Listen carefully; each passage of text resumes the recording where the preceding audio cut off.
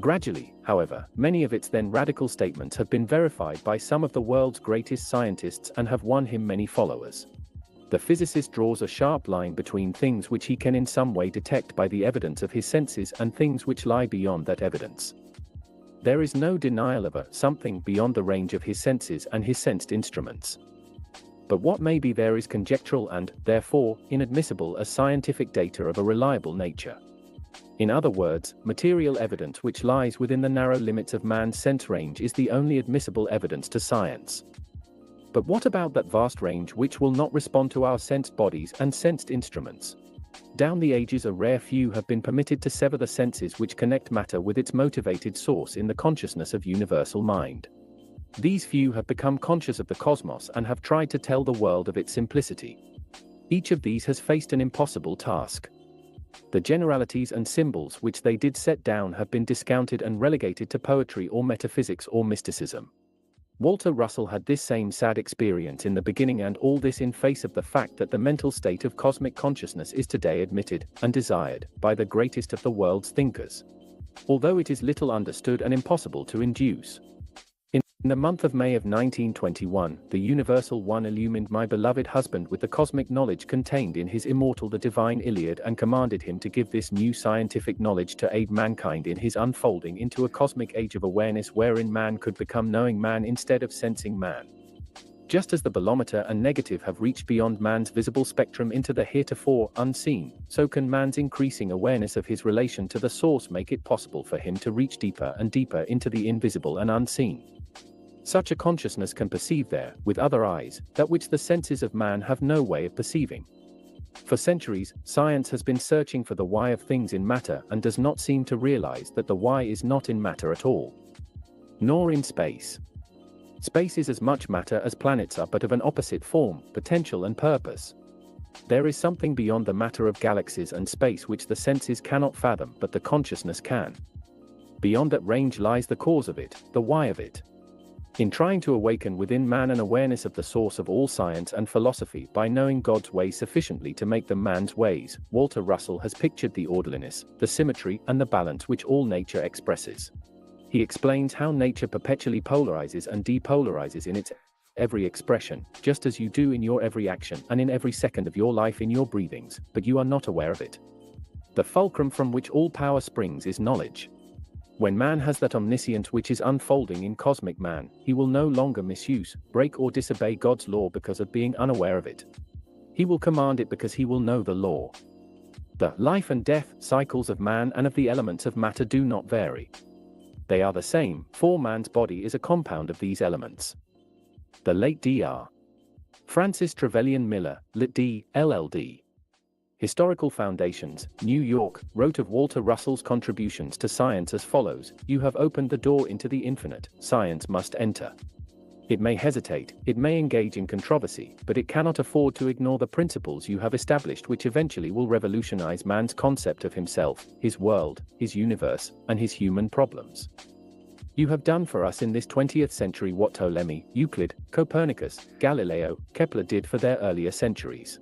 But you have further penetrated all physical barriers and extended your discoveries into definite forms of the infinite law which created our universe and keeps it in operation with mathematical precision through the millions of years."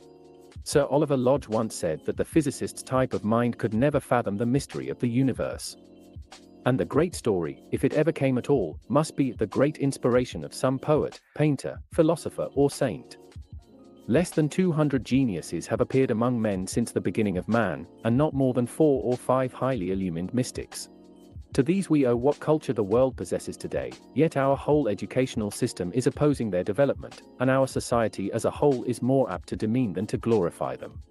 It is most unfortunate that humans do not realize this sorry fact, for as long as man neglects to honor his geniuses who are engaged in the arts of peace and glorifies his heroes who are most proficient in the arts of war, the human race will continue to suffer the agonies of its own making. This now ending barbaric age is peopled with God-fearing men. The dawning cosmic age is being peopled with God-loving men. The coming race of men will know that love is all there is in God nature and that the manifestation of love is all there is in the physical universe. The law of love is rhythmic balanced interchange between all things. Upon the law of balanced interchange, this entire reciprocal universe is motivated with such exactness of balance that astronomers can calculate the positions of planets and suns to the split second. In this wise, the universe is dependable. It observes the law. It cannot do otherwise where God controls all things. In Walter Russell's worldwide acclaimed book, The Secret of Light, is the following fragment from the Divine Iliad: "Again I say that all things extend to all things, from all things, and through all things. For, to the I again say, all things are light. And light separates not, nor has it bounds, nor is it here and not there. Man may weave the pattern of his self in light of me, and of his image in divided lights of me, even as the sun sets up its bow of many hues from divided light of me, but man cannot be apart from me, as the spectrum cannot be apart from light of me. And as the rainbow is a light within the light, inseparable, so is man's self within me, inseparable, and so is his image my image. Verily I say, every wave encompasseth every other wave unto the one, and the many are within the one, even down to the least of waves of me. And I say further that everything is repeated within every other thing, unto the one. And furthermore I say, that every element which man thinketh of as of itself alone is within every other element, even to the atom's veriest unit. When man queries thee in this wise, sayest thou that in this iron there is gold and all things else? Thou mayest answer, within the sphere. And encompassing it, is the cube, and every other form that is, and within the cube, and encompassing it, is the sphere, and every other form that is. We are at the dawning of a glorious new age of knowledge and awareness of our oneness with all life. May we bring into being in this 20th century the life triumphant for all peoples everywhere, and thus fulfill our sole purpose on earth, which is to discover our divinity and live it. 1974 printing, Russel special notation, in the interim of the writing of the Universal One from 1921 to 1927 to 1947, when The Secret of Light was released, and also our book entitled Atomic Suicide, which was published in 1957, Dr. Russell's thoughts and awareness matured in expression, and he clarified and rectified errors he felt that he had committed in his earlier writings. It was never his intention to reprint the Universal One. However, because of the numerous requests that we have been receiving for copies of this great book, and because it may be of untold help at this crucial period in mankind's progress, we are reprinting it in its original form. L.R. Prelude. The supreme service which man can render to evolving man is to answer for him, dynamically, the great heretofore unanswerable question concerning the one universal force which man calls God, or mind, or by other names. For long ages man has impatiently awaited the knowledge which would tear away the veil from the invisible universe which lies beyond his perception and bring it within the range of both his perception and his exact comprehension. Mathematical and measurable proof of the existence of but one mind, one force, and one substance would give to man absolute control over matter, the power to create, even as God creates, and within the same limitations. Man is omnipotent when he but knows his omnipotence. Until that day he is but man. Voltaire said that man could never comprehend God, for man must be God to comprehend him. Man is God, and therefore God is within the comprehension of man. Man is mind. Man is matter. Mind and matter are one. God is mind. This is a universe of mind. A finite universe, limited as to cause, and to the effect of cause. A universe of limitations cannot be infinite. There is no infinite universe. A finite universe, in which the effects of cause are limited, must also be limited as to cause, so when that measurable cause is known, then can man comprehend and measure all effects. The effects of cause are complex and mystify man, but cause itself is simple. The universe is a multiplicity of changing effects of but one unchanging cause. All things are universal. Nothing is which is not universal. Nothing is of itself alone. Man and mind and all creating things are universal. No man can say, I alone am I. There is but one universe, one mind, one force, one substance. When man knows this in measurable exactness, then will he have no limitations within those which are universal. He will then know that all knowledge exists within man and is subject to his desire to recall it from within his inner mind. Knowledge is not acquired from without, but merely recollected from within. The recollection of knowledge from within is an electromagnetic process of thinking mind which is as exactly under man's control as is the generation of the same power to turn a wheel. Man must think in light. His thinking must be in terms of the electromagnetic periodicities which measure all motion, for of such is he himself, and nothing else. To know how to think in light from within is to open the doors of all knowledge. Omnipotence lies in perfect thinking. There is no power in this universe other than the energy of thinking mind. Thinking is the cause of motion, and the periodicities, or states of motion, caused by thinking mind are registered in light, which man calls matter. Matter is light. Nothing is which is not light. We are prone to think that this civilization of ours is an extremely advanced one. On the contrary, man of today is in an exceedingly primitive state of his evolution. He is a bearer of heavy burdens, sweating at heavy labor in the bowels of the earth because of his pitiful ignorance of universal power, which awaits only his knowledge to render it available for his free use. Knowledge of the one thing will lift the yoke which man has placed on his own shoulders. This knowledge is herein written down in the language of a new dynamic science of new concepts which are measurable, which explain the heretofore unexplainable. Language is lacking in words to express new knowledge. Seemingly contradictory words must be used in the hope that the intent will be understood by taking all that is herein written and putting it together, rather than in trying to find comprehension through the analysis of a few inadequate words in isolated paragraphs.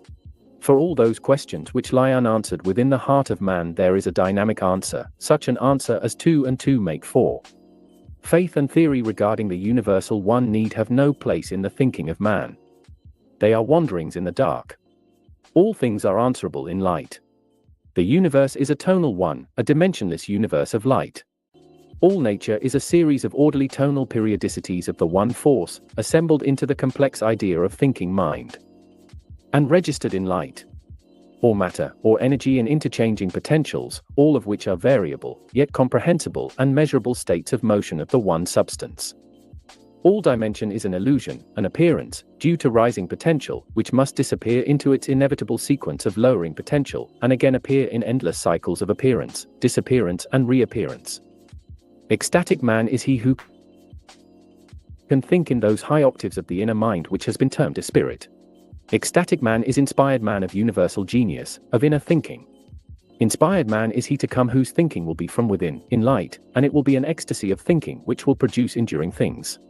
That work which is created in ecstasy of inner thinking can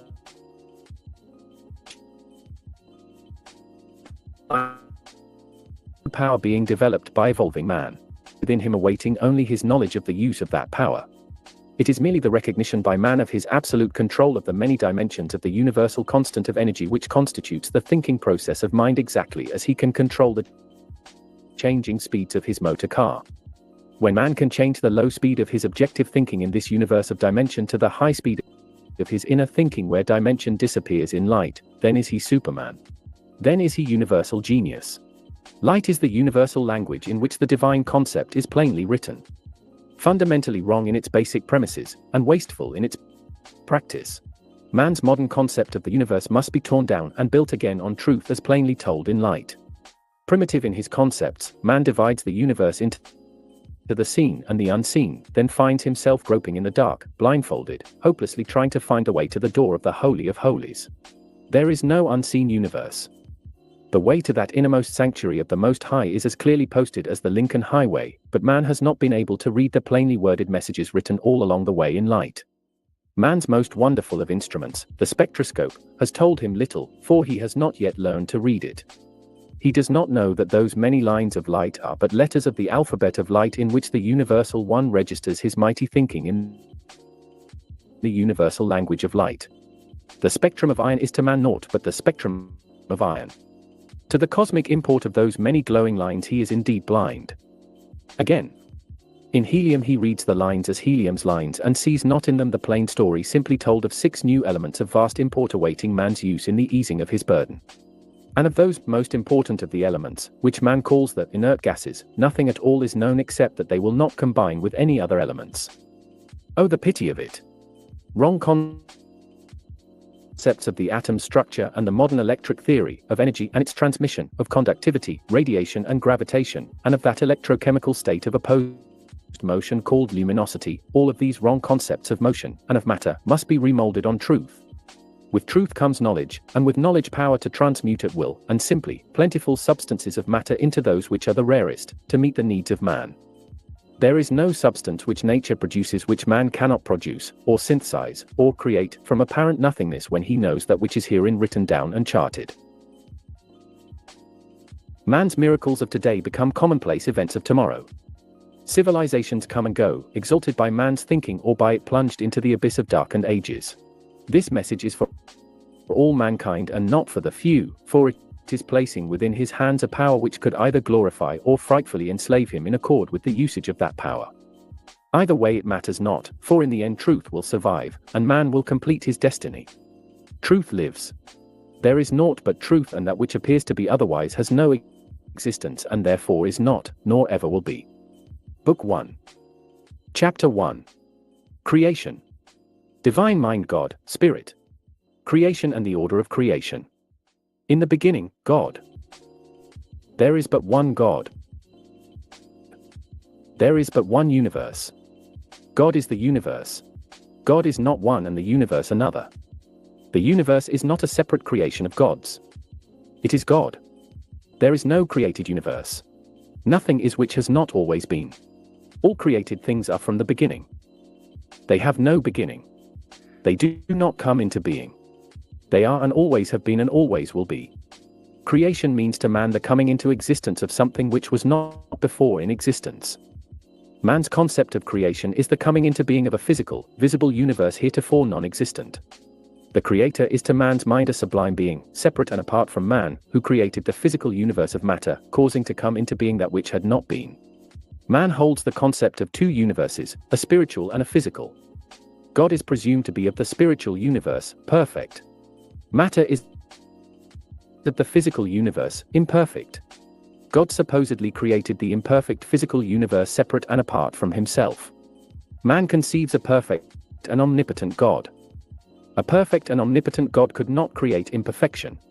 He could not create a lesser than himself. He could not create a greater than himself. God could not create other than himself. God did not create other than himself, nor greater, nor lesser than himself. In the sense generally understood by man, God did not create anything. Nothing has been created. This is a creating universe, not a created one. Man's concept of the sublime being as the creator of a material universe different in substance from the spiritual universe is a misconcept. God is all there is. Beyond God there is nothing. Superior to God there is nothing. Inferior to God there is nothing. Opposed to God there is nothing. Creation is not more, nor is it less than it has always been from the beginning. It cannot be more than God, nor can it be less than God. Creation is an apparent integration in continuity of that which already exists in substance. It is a periodic change of state of the one unchanging substance. It is evolution. The creation is an apparent disintegration in continuity of apparently integrated things returned to that substance. It is dissolution. God is in reality, and exists in substance. God is thinking mind. The substance, or body, of God is light. The one universal substance, which is God, is a tangible substance, a thinking substance, comprehensible and describable and possessed of principles which are familiar to man through man's observation of the one universal substance in created things. The substance of all created things is light. The one substance of thinking mind is all that exists. The created universe is the registration in matter of the idea of thinking mind. Mind is expressed in light. Light is the storehouse of the energy of thinking mind. The energy of the universe is the energy of thinking mind. The universe is a universe of energy. Energy is expressed in light. Mind is the universe. Mind substance is spiritual substance. Spirit is light. Spirit is the ultimate, the eternal, though finite substance. Spirit is not infinite. Nothing in this universe of motion is infinite. Man's concept of an infinite God, possessing infinite knowledge and infinite power, creator of an infinite universe of infinite extension. This is a boundless, eternal, dimensionless universe of definite limitations both as to all cause and to all effects of cause. Dimension is an illusion of relation of effects, which are in themselves but illusions. All cause is comprehensible to, and all effects are measurable by man. A limited, measurable universe cannot be infinite, and a divinity limited as to his range of cause, which, ipso facto, limits the possible range of effect, cannot be infinite. Light is the living substance of mind in action. It is the creating principle of the one substance. The one substance is the etheric, spiritual substance of the one universal mind. The entire created universe of all that is, ever has been, or ever will be, is but the one substance in motion, light. God is light and in him is no darkness at all. John I, 5. Matter is light. God and matter are one. Spirit and matter are the same substance. That substance is light. There are not two substances in the universe. There cannot be two substances in the universe. The substance of the universal mind is a living substance. That which man calls life is an inherent property of the entirety of mind. Light is life. There is but one life in the universe. The whole of the universe is but one living, breathing, pulsing being. There are not two lives or two living beings in the universe. There are not two of anything in the universe. The universe and all that is one. Chapter 2. The life principle. Life is the pulsing, electromagnetic oscillation of thinking mind. All life is immortal life. There is no mortal life. Life is a vitalizing property of all matter. Life is in and of all matter. Man's concept of life is not logical. Man conceives life to be a property apart from matter, quickening compound elements of inorganic matter into living, functioning, organic beings. Man defines organic matter as that in which life begins to function, imbuing it with vitality and intelligence. Man defines inorganic matter as those elements or compounds of matter in which there is no life and in which there is no vitality nor intelligence. Man conceives life as spontaneously generated in matter at favorable temperatures and under favorable conditions. Such concepts are not true concepts. In searching for the life principle, man is attempting to discover something corresponding to a germ which quickens lifeless matter. Life is not a germ and no matter is lifeless. Life is in and of all things from the beginning. Always and forever. Life has no beginning. Life has no ending. Life is eternal. Life is in and of all inorganic as well as all organic matter. Life is in and of all of the elements and the atoms of the elements and the compounds of the elements. Life is in and of the sun of the atom, the planets of the atom and the heavens surrounding the universe of the atom. Life is the effect produced on the substance of mind by the sequence of alternating electromagnetic pulsations which constitute the process of thinking. The progress of this effect is registered in integrating light and manifests itself in that orderly periodic phenomenon inherent in all matter and all things which man calls growth. All growing things are imbued with the life principle. All things are growing things. All matter is evolving. All matter is growing. All matter is living. Life is merely the registration, in matter, of states of motion of thinking mind. The substance of mind has the appearance of many states of motion which man calls the elements of matter. The elements of matter do not vary in substance. They vary only in their states of motion. All motion is periodic and evolutionary. All motion is motion in equilibrium. No other motion is possible. All motion has the appearance of being divided into opposites. These opposites of motion shall henceforth be termed motion in inertia and motion in opposition. All that appearance which man calls matter is motion in opposition. Motion in opposition is under either preponderantly electric or magnetic domination. It is a state of motion where pressures are unequalized and sustained in their state of unequalization by the resistance of the two opposing forces in motion. The point of maximum motion in opposition is the nucleal center of a unit or system where opposing pressures reach their point of maximum pressure. Form of matter disappears into motion in inertia. Motion in inertia is equally electric and magnetic. Neither force dominates. It is a state of motion where pressures are equalized. Man's concept of life is energized, organic substance. Man's concept of death is de-energized, organic substance.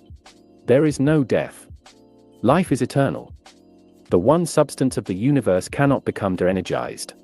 Man's concept of life belongs to motion in opposition. Man's concept of death belongs to motion in inertia.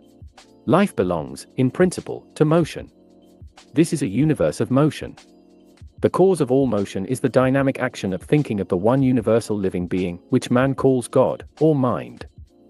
Or by other names, all of which stand practically for the one idea of fatherhood, or deity. Thinking is a process, an orderly, evolutionary, periodic process of absolute limitations. All motion of thinking mind is born in the maximum high speed of the universal constant of energy. It runs the gamut of periodic and opposing deceleration and acceleration in 6 full tones, 1 double tone, and a master tone, to each of 10 lowering octaves, and a variable number of midtones in each of the last 4 octaves. The 7 tones are those so-called elements of matter, which are improperly classified in the 8 groups of the commonly accepted Mendeleev periodic table. All effects of motion which cause the appearance of these elements is that which is herein termed motion in opposition. The master tone of each octave is the record of all motion taking place within the octave. The master tones are the turning points between reaction and action, just as the double tones are the turning points between action and reaction. They are the beginnings of each new expression of energy in motion and are records of the old. They are the ends of exhalations and the beginnings of inhalations. The master time of each octave is the inheritance of the original motion of the thinking process of mind. These master tones are the inert gases, which are classified in the 0 group of the Mendeleev table. The state of motion of these inert gases is that of motion in inertia. Motion in inertia is that state of pressure equilibrium which lies between any 2 masses. The inertial line, or plane, is that dividing line, or plane, toward which all masses discharge their potential. It is the line, or plane, of lowest potential of 2 opposing areas of potential, where opposing pressures neutralize. This is the plane of minimum pressure of 2 opposing areas. The master tones, which represent a state of motion in inertia and are the inert gases, bear the same relationship to the elements that white bears to the colors. They are a registration of them all. White is not included in the spectrum, it has no place there. The inert gases should not be included in the elements. They have no place there. Of this more shall be written later in its proper place. The 10 octaves constitute a cycle of evolving states of motion. This cycle includes the uttermost limitations of divine possibilities, and beyond it nothing is or can be. The cycle begins with the highest note and descends the scale sequentially through man's unseen universe until hydrogen, the first element perceivable to man, is reached. There is no unseen universe. Those tones which follow hydrogen are man's visible or physical universe of matter and continue into the 10th octave. Here elemental integration and disintegration have ended the cycle by the attainment of the equilibrium of its beginning. All motion is oscillatory, swinging in sequence between 2 apparently opposing forces, gravitation and repulsion, which are respectively electric and magnetic. This oscillatory motion is a pulsating in-breathing and out-breathing, an inhalation and an exhalation, which is a characteristic of all matter, whether it be in units, or systems of units, or mass. These 2 apparently opposite forces are the father-mother forces of mind, which, added together, make but the one force. There is but one pendulum to the cosmic clock. All the so-called created universe of matter is but the effect of these 2 apparently opposing male-female forces exerting their opposition. All motion in opposition is both gravitative and repulsive. This is characteristic of all matter. Motion, at the inertial line or plane where mass disappears, is neither gravitative nor repellative. Hence the mutatones, which register effects of motion on this line or plane, should not be included in the table of the elements. All matter is characterized by periodic and alternating opposites of motion in sequence, each opposite being preponderant in sequence. Each opposite force is the cause of the other.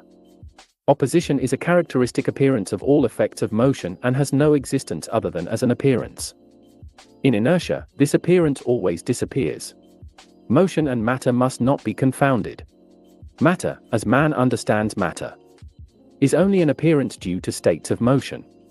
The creation of form in matter is the apparent integration of those things which are and always have been. The decreation of form in matter is the apparent disintegration of apparently integrated things. Creation is transmutation, or integration, of the one simple indivisible substance, into the appearance of many complex substances and things. Creation may be likened unto the assembling of a few letters of type for the printing of a very complex idea. The creation may be likened unto the redistribution of type, after it has served its purpose of giving expression to idea on the printed page.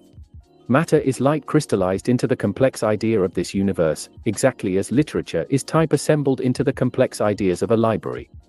Matter is the registration medium of light, just as letters are the registration medium of literature.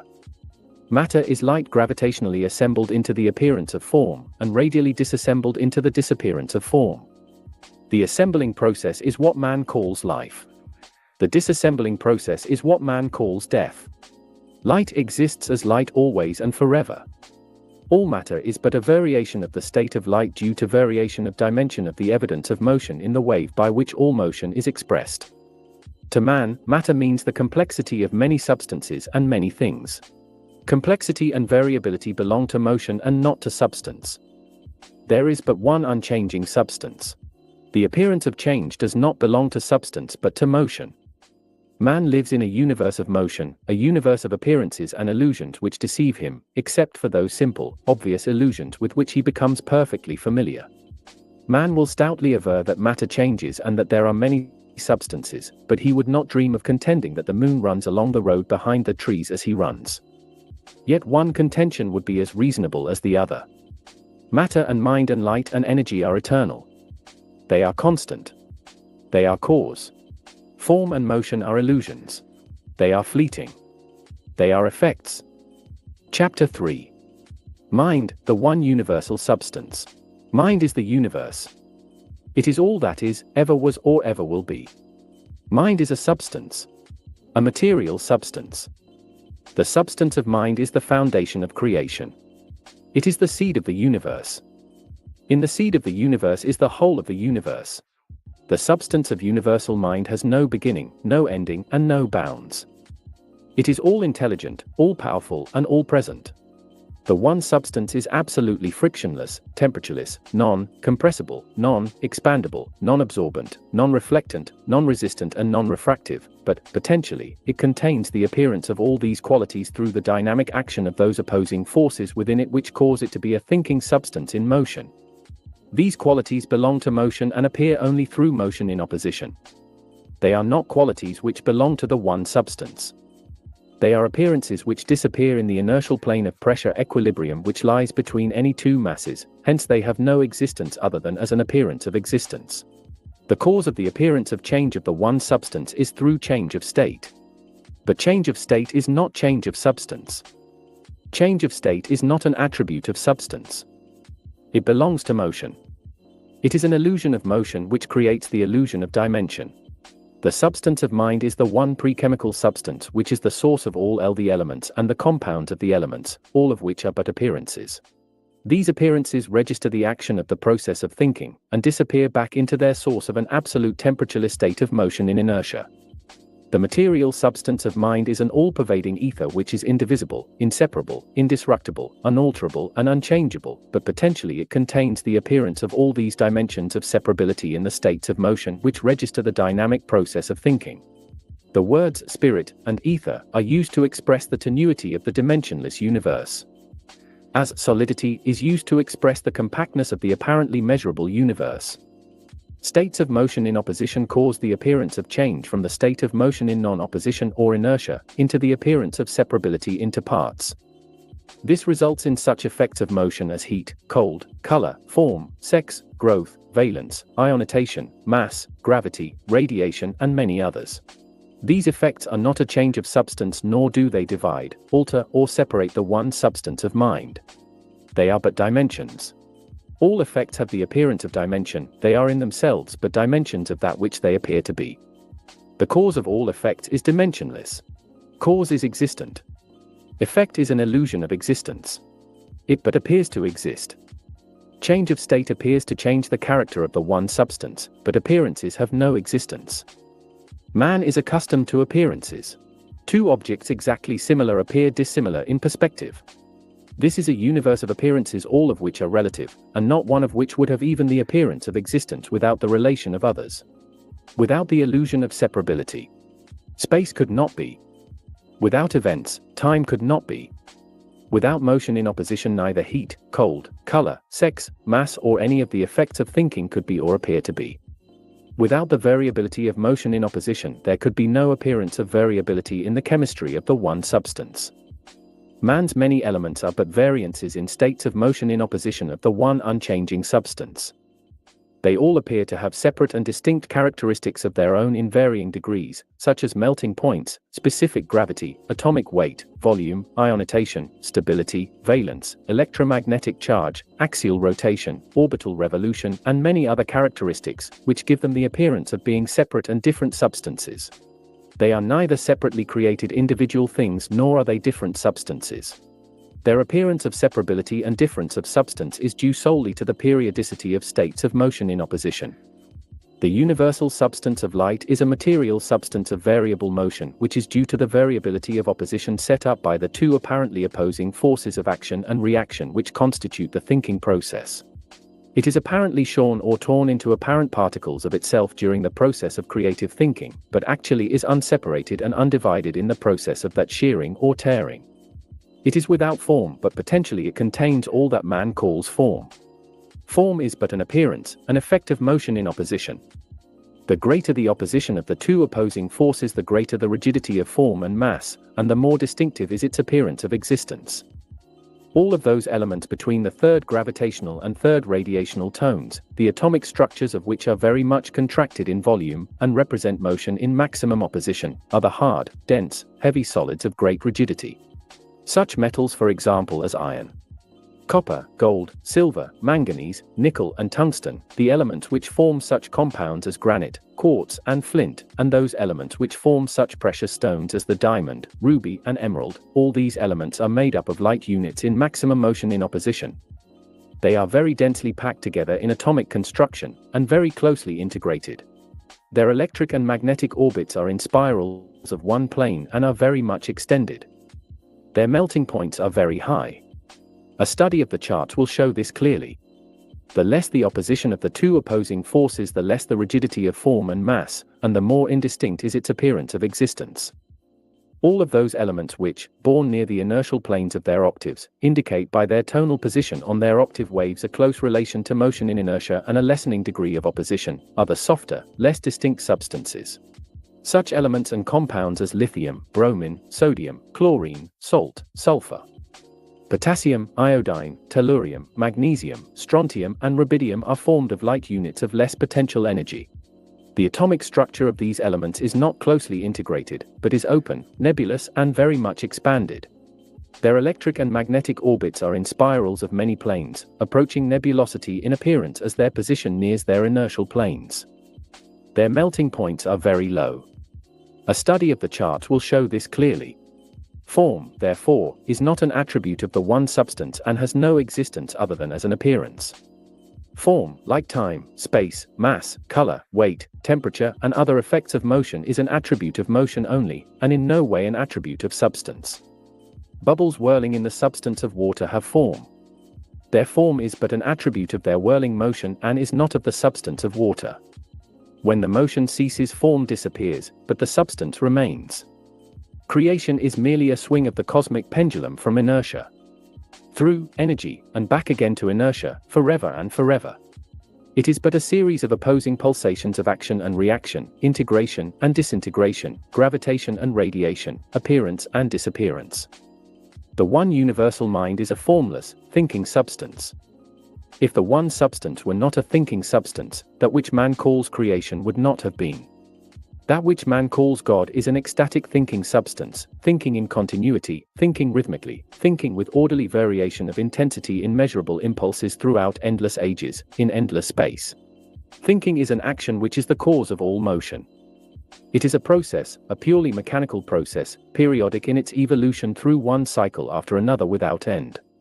The process of thinking leaves the evidence of that process behind it, registering the effect of its passage through the ocean of the universal mind. In its wake are myriads of rotating particles of the one substance which register the thinking of mind. Just as in the wake of an ocean steamer are myriads of tiny rotating bubbles which register the passage of that steamer. The many bubbles in the wake of the steamer produce an effect of foam in the ocean substance which appears to be different from the surrounding substance. It is the same substance but of less stability. The whirling bubbles of foam owe their appearance of stability to motion. When the motion ceases, the bubbles will disappear. The wake of the steamer is an appearance which we know will disappear. It has no stability. It has only an appearance of stability. The bubbles are apparently separate individuals possessing form and motion which are apparently their own, but which we know are not their own. Their appearance of separateness we know is but an illusion due to force and motion. When the churning effect of the propeller has been dissipated, foam, bubbles, wake and all will disappear into the mighty ocean of which they are a part, and from which they have never been separated. The passage of all thought through the tranquil ocean of universal mind may well be likened unto the passage of big boats and little boats and all the winds of heaven upon the tranquil ocean of waters. The passage of all these forces leave their effects in appearance upon the ocean of waters, registering thereon in foam the idea of those forces. Without the exertion of these forces upon the tranquil waters, an absolute uniformity of appearance would prevail throughout the ocean of waters. Without the force of thinking throughout the tranquil substance of mind, there would be no appearance of variability whatsoever in the universe of mind. There would be no form. The distinct spiral nebula of Perseus or the trail of the Milky Way looming against the ocean of mind is exactly analogous to the foamy wake of a steamer as viewed from a great height. Both the wake of the steamer and the nebula of Perseus are appearances due to the passage of ponderous ideas, and both will disappear back into the substance of which they are a part.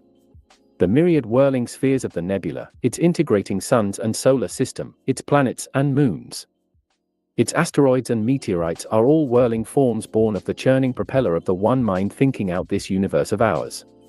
Similarly, the whirling spheres of the steamer's wake, with its big bubbles, its lesser bubbles and its milky foam, are a line of white against the deep blue sea, but not separate from the sea in substance. The temperature in the wake of the steamer is higher than that of the surrounding water. Similarly, the temperature of the spiral nebula is higher than that of the surrounding ether matter because of the heat energy generated by thinking and transferred to the whirling spheres. The law governing both bubbles and nebula is the same. The difference between them is only relative in point of time. Both disappear when they cease to whirl, for their appearance of existence is due solely to the heat energy of motion. A bubble may whirl for a few moments and a sun for 100 billion years before their generated heat becomes radiated into their father-mother substance which gave them birth. The difference in time is but relative, for time is nothing in eternity. When the bubbles have radiated their heat to the temperature of the surrounding water, they cease all appearance of individual existence. Their forms have disappeared with cessation of motion, but their substance is as existent as the ocean is existent. When giant suns have radiated their heat to the absolute zero of the surrounding ether substance of mind, they cease all appearance of individual existence. Their forms have disappeared with the cessation of motion, but their substance is as eternal as mind is eternal. Chapter 4. Thinking Mind. The process of thinking is a simple one. It is a swing of the cosmic pendulum from the stability of mind substance to apparent instability and back again to stability. The registration of this effect in the ocean of universal mind is contained within the form of an elongated sphere, and all its variability and complexity may be read upon two exactly opposite spiral waves within two halves of that sphere. Light, heat, electricity, magnetism, form, crystallization, sound, mass, the elements and compounds of elements, time, space, attraction, gravitation, force, energy, inertia, sex, life, death, sleep, memory, the souls of all things and the complex ideas of all things, in fact, all that man can comprehend of this universe, can be spelled out, in their beginnings, on these two opposing spiral waves within one sphere, and on through to their endings in 9 other increasingly larger though flattening spheres, or ellipsoids. These two opposing spiral waves within one sphere represent the entire simple process of thinking, but not the entire variability of the effect of thinking. They represent the beginning or highest octave in the cycle of thinking, of which there are 10. The simple process of thinking is repeated exactly in the 10 octaves, but with periodic variability and complexity of registered effect. All variability and complexity of registered effect is orderly in variation and complication, and thus are all effects comprehensible to that man who has knowledge of the cause of those effects. Everywhere throughout its entirety the mind substance is in constant agitation, undergoing the orderly process of thinking. The force called thinking, which impels mind into concentration and decent ration in sequence, is the only energy of the universe. There is no other energy. The universe is mind only. The universal constant of energy registers, in the substance of mind, the illusions caused by the thinking of mind. Every microscopic point in divine mind becomes the center of the universe of mind, with its first impulse of the act of thinking, for with this first impulse is form born into a universe which is without form. From that center the explosive reactive, generoradiative, electromagnetic disturbance which constitutes the process of thinking, reproduces itself throughout the entirety of the universe at incomprehensible speed in waves of creating light units, which waves return again to that exact center. Thinking is an action followed by a reaction of that action. The action of thinking constitutes a series of events in sequence. The intervals between events in sequence constitute that effect of motion called time. Without a sequence of events, time could not be, for there would be nothing to mark time. Time begins with the action of thinking. It is an effect which appears with motion in opposition and disappears into motion in inertia. The events in sequence which give birth to that appearance called time are the opposing pulsations of generative and radiative light. These opposing pulsations give dimension and form to that which man calls life. To man there is no life without form. Form and dimension are fleeting. Life is eternal. Life is merely the action of thinking, and thinking is as eternal as the thinking substance of mind is eternal. Universal thinking is rhythmic thinking. The entire substance of universal mind is thinking in varying but orderly rhythmic meter. The meter of universal thinking is measurable in its orderliness throughout the entirety of the universal substance. The tempo of the cosmic, rhythmic meter of thinking is absolute. All thinking is expressed in measurable and opposing impulses of opposing motion. All motion is action and reaction. Chapter 5. The process of thinking. The action impulse and the reaction impulse of the thinking process are alternating between the apparent opposites known as generation and radiation. Generation and radiation are opposites which constitute the appearance of motion in opposition. Generation is the attractive, gravitative, positive, electric force, and radiation is the repulsive, emanative, negative, magnetic force. All motion, whether in opposition or in inertia, is in equilibrium. That is to say, the amount of energy expended in any two opposite swings of the cosmic pendulum is always quantitatively constant. The apparent variation is in the dimension of the two opposing swings, and is not of the constant of energy. The amount of generative and radiative energies expended in the two opposing oscillations, anywhere in the entire 10 octaves, when added together, total the same in the amount of energy expended. Motion in inertia is characterized by an absolute lack of what man calls valence, which is grabbing power, or uniting power. All of the elements of matter in motion in opposition have this uniting power in varying degree, or periodicity, just as they have periodicity in electromagnetic charge and other variations, hence, a further reason for disassociating the inert gases, or master tones, from the elements. Opposing impulses of thinking are generated out of inertia and radiated back into equalization in inertia. These impulses are alternating between generation and radiation in a periodicity of preponderance, which periodicity is measurable by man in many ways. All matter is apparently evolving and devolving into the illusion of many substances of many dimensions. So-called solids of matter are variations of apparent states of motion registering in form the idea of thinking mind, and sustained in their appearance as solids of matter by electric preponderance over magnetism. The electric nature of matter in its progressive periodicity and variation of electromagnetic charge, rotation of its light units and other periodicities, will be written down with more exactness when the process of thinking is more explicitly written down and charted. Suffice it here to say that thinking is the electrogenerative action and magnetoradiative reaction of mind. Thinking is a simple process of very complex effects, the sequence of which will be written in its proper place. The electromagnetic opposition of mind as expressed in the process of thinking is the source of all of the energy of the universe. Thinking, then, is a process of generation of motion in variable opposition out of a state of maximum motion in non-variable inertia, and of radiation back again into that state. The inertial line is that hypothetical line of absolute non-opposition between the oscillations of the two opposing forces of motion. At the inertial line the two opposing forces are neutralized and in equilibrium. At the inertial line there is no force back of motion, but there is the impetus of the magnetic radiative pulsation which continues motion across the inertial line without force. Once across the line, motion is continued by the electrogenerative pulsation until magnetic conquest causes it to rebound. That state of motion which continues motion without force back of it will be known as inertial energy.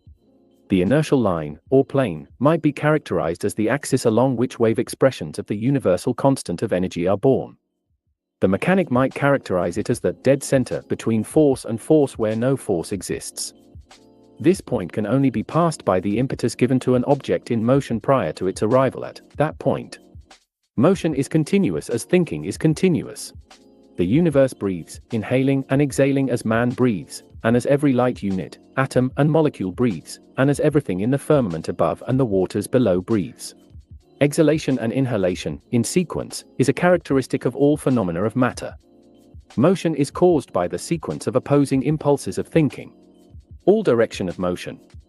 And effects of motion are governed by these equally balanced gravitative and repulsive, and equally balanced decelerative and accelerative forces. The opposition of the two apparently opposing forces, which cause apparently opposite impulses, forms spiral waves along which the idea produced in thinking is registered. The registered idea of thinking is expressed gravitatively in what man calls the elements of matter, and repulsively in what man calls the magnetic flow, or magnetic lines of force, in heretofore unknown magnetic orbits. All elements of matter are radiative or radioactive, just as all matter is generative, or generoactive. Electrically generating elements and magnetically radiating lines of force are the same force exerted in apparently opposite directions. The former is centripetal and its direction is toward the nucleal center of a closing spiral.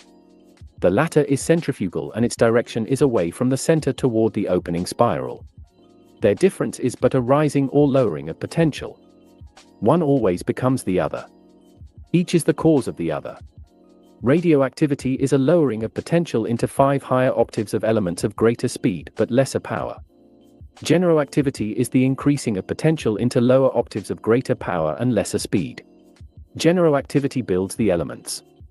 Radioactivity tears them apart. The elements are composed of apparently separate particles in motion which shall henceforth be called light units, or corpuscles. The spiral generoradiative waves are the medium of reproduction of idea throughout the entirety of the universe. All idea of mind produced by thinking is reproduced throughout the entirety of the universe of mind in measurable waves of electromagnetic opposition. These apparently opposing generoradiative waves constitute the creating and decreting universe of integrating and disintegrating elements of potential energy which man calls the created physical universe. Man has measured the speed at which the energy of light appears to travel along waves as 186,400 miles per second. This measure is the highest measure of the perceptible impulses of universal thinking. This is the measure of energy reproduction which man calls the speed of light. Man's concept of the speed of light as being uniform is a wrong concept.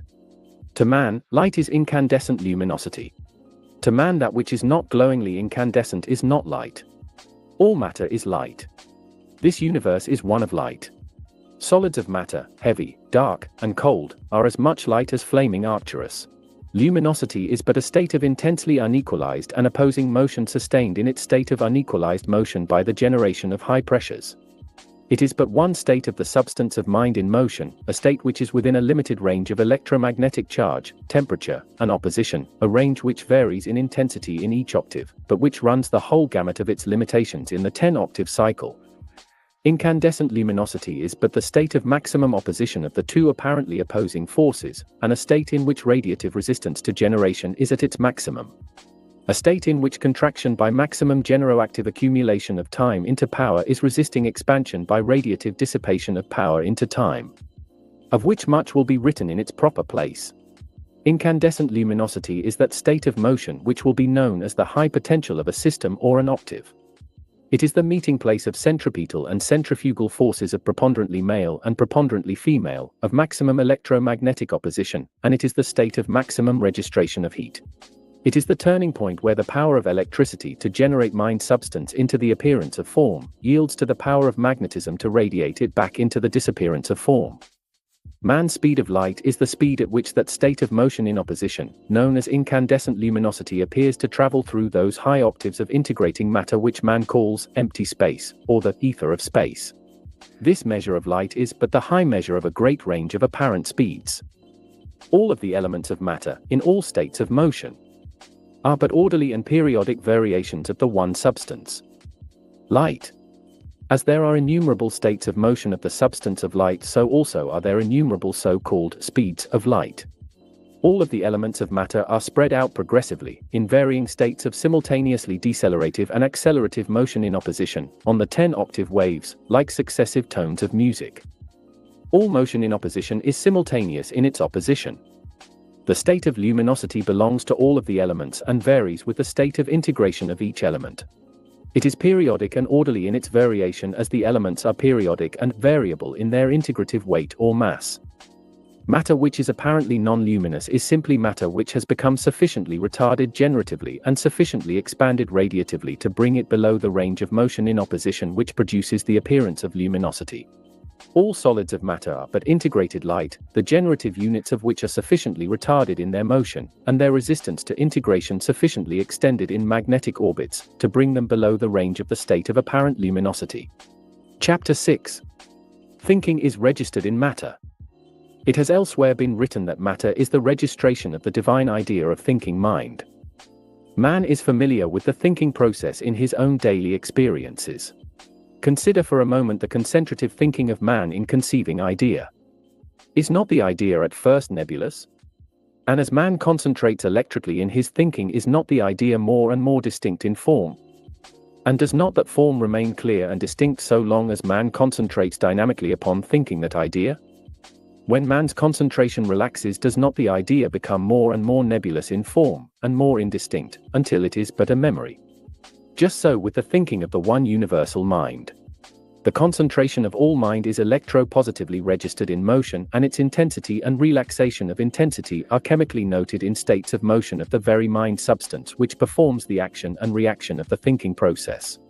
The intense, concentrated expression of idea in generative thinking is chemically registered in definite, distinct, rigid form, while the relaxed, less intense, expanding expression of idea in electronegative, radiative thinking is chemically registered in indefinite, indistinct, nebulous form. If the universal mind is without form within itself, if its light units and mass are but appearances of form due to motion and not to substance, so also is mind in its entirety without form or shape or size. The universe of mind is neither bounded nor boundless, for it has no extension or continuation. Apparent separability is a necessary quality in creating the illusion of a universe of extension or continuation. The one substance of divine mind is non-separable, non-extendable, and non-continuous. The apparent parts of mind have an apparent relationship to one another. As the appearance of separability of the mind substance is but an effect of motion, then also is the appearance of relationship of one apparent part to another but an illusion due to motion. Relationship of matter is but an appearance and has no existence. And that which man calls relativity is but an illusion, just as that which man calls perspective is but an illusion. Relativity is the science of an illusion in 4 dimensions, as perspective is in 3. God is light. Light, as man knows light, is but an unstable simulation of the real light of the universal one. Man's concept of light is luminosity, an illusion of the universal light of inertia, sustained in its appearance as an illusion of light by the pressures generated through motion. The inner mind of ecstatic man knows the real light and that he is one with light. He is not deceived by its illusion. Chapter 7. Concerning appearances. During man's evolution in a universe of motion, the complexity of appearances have bewildered him into forming wrong concepts of reality and unreality. Man's life has been given so ardently to the observance of complex phenomena of appearances, that appearances have become his facts, and the one reality has become mere conjecture. Man thinks of dependability in terms of solids, those apparent things which respond to his senses. His dependable reality is form in matter. Man thinks undependability in terms of things etheric, those things which do not respond to his senses. His unreality is spirit. Man must learn to alter his concept of the reality of solidity, to the reality of mind as the source of the illusion of that solidity. He must learn that the one substance of mind is the only reality. He must learn to consider form as only an appearance of reality in a lower octave of the material substance of mind, over which he has control within the limitations of mind. He must learn to consider matter as the substance of mind, and form in matter as but the registration of his thinking. He must learn that he is mind and that mind is omnipresent, omniscient, and omnipotent.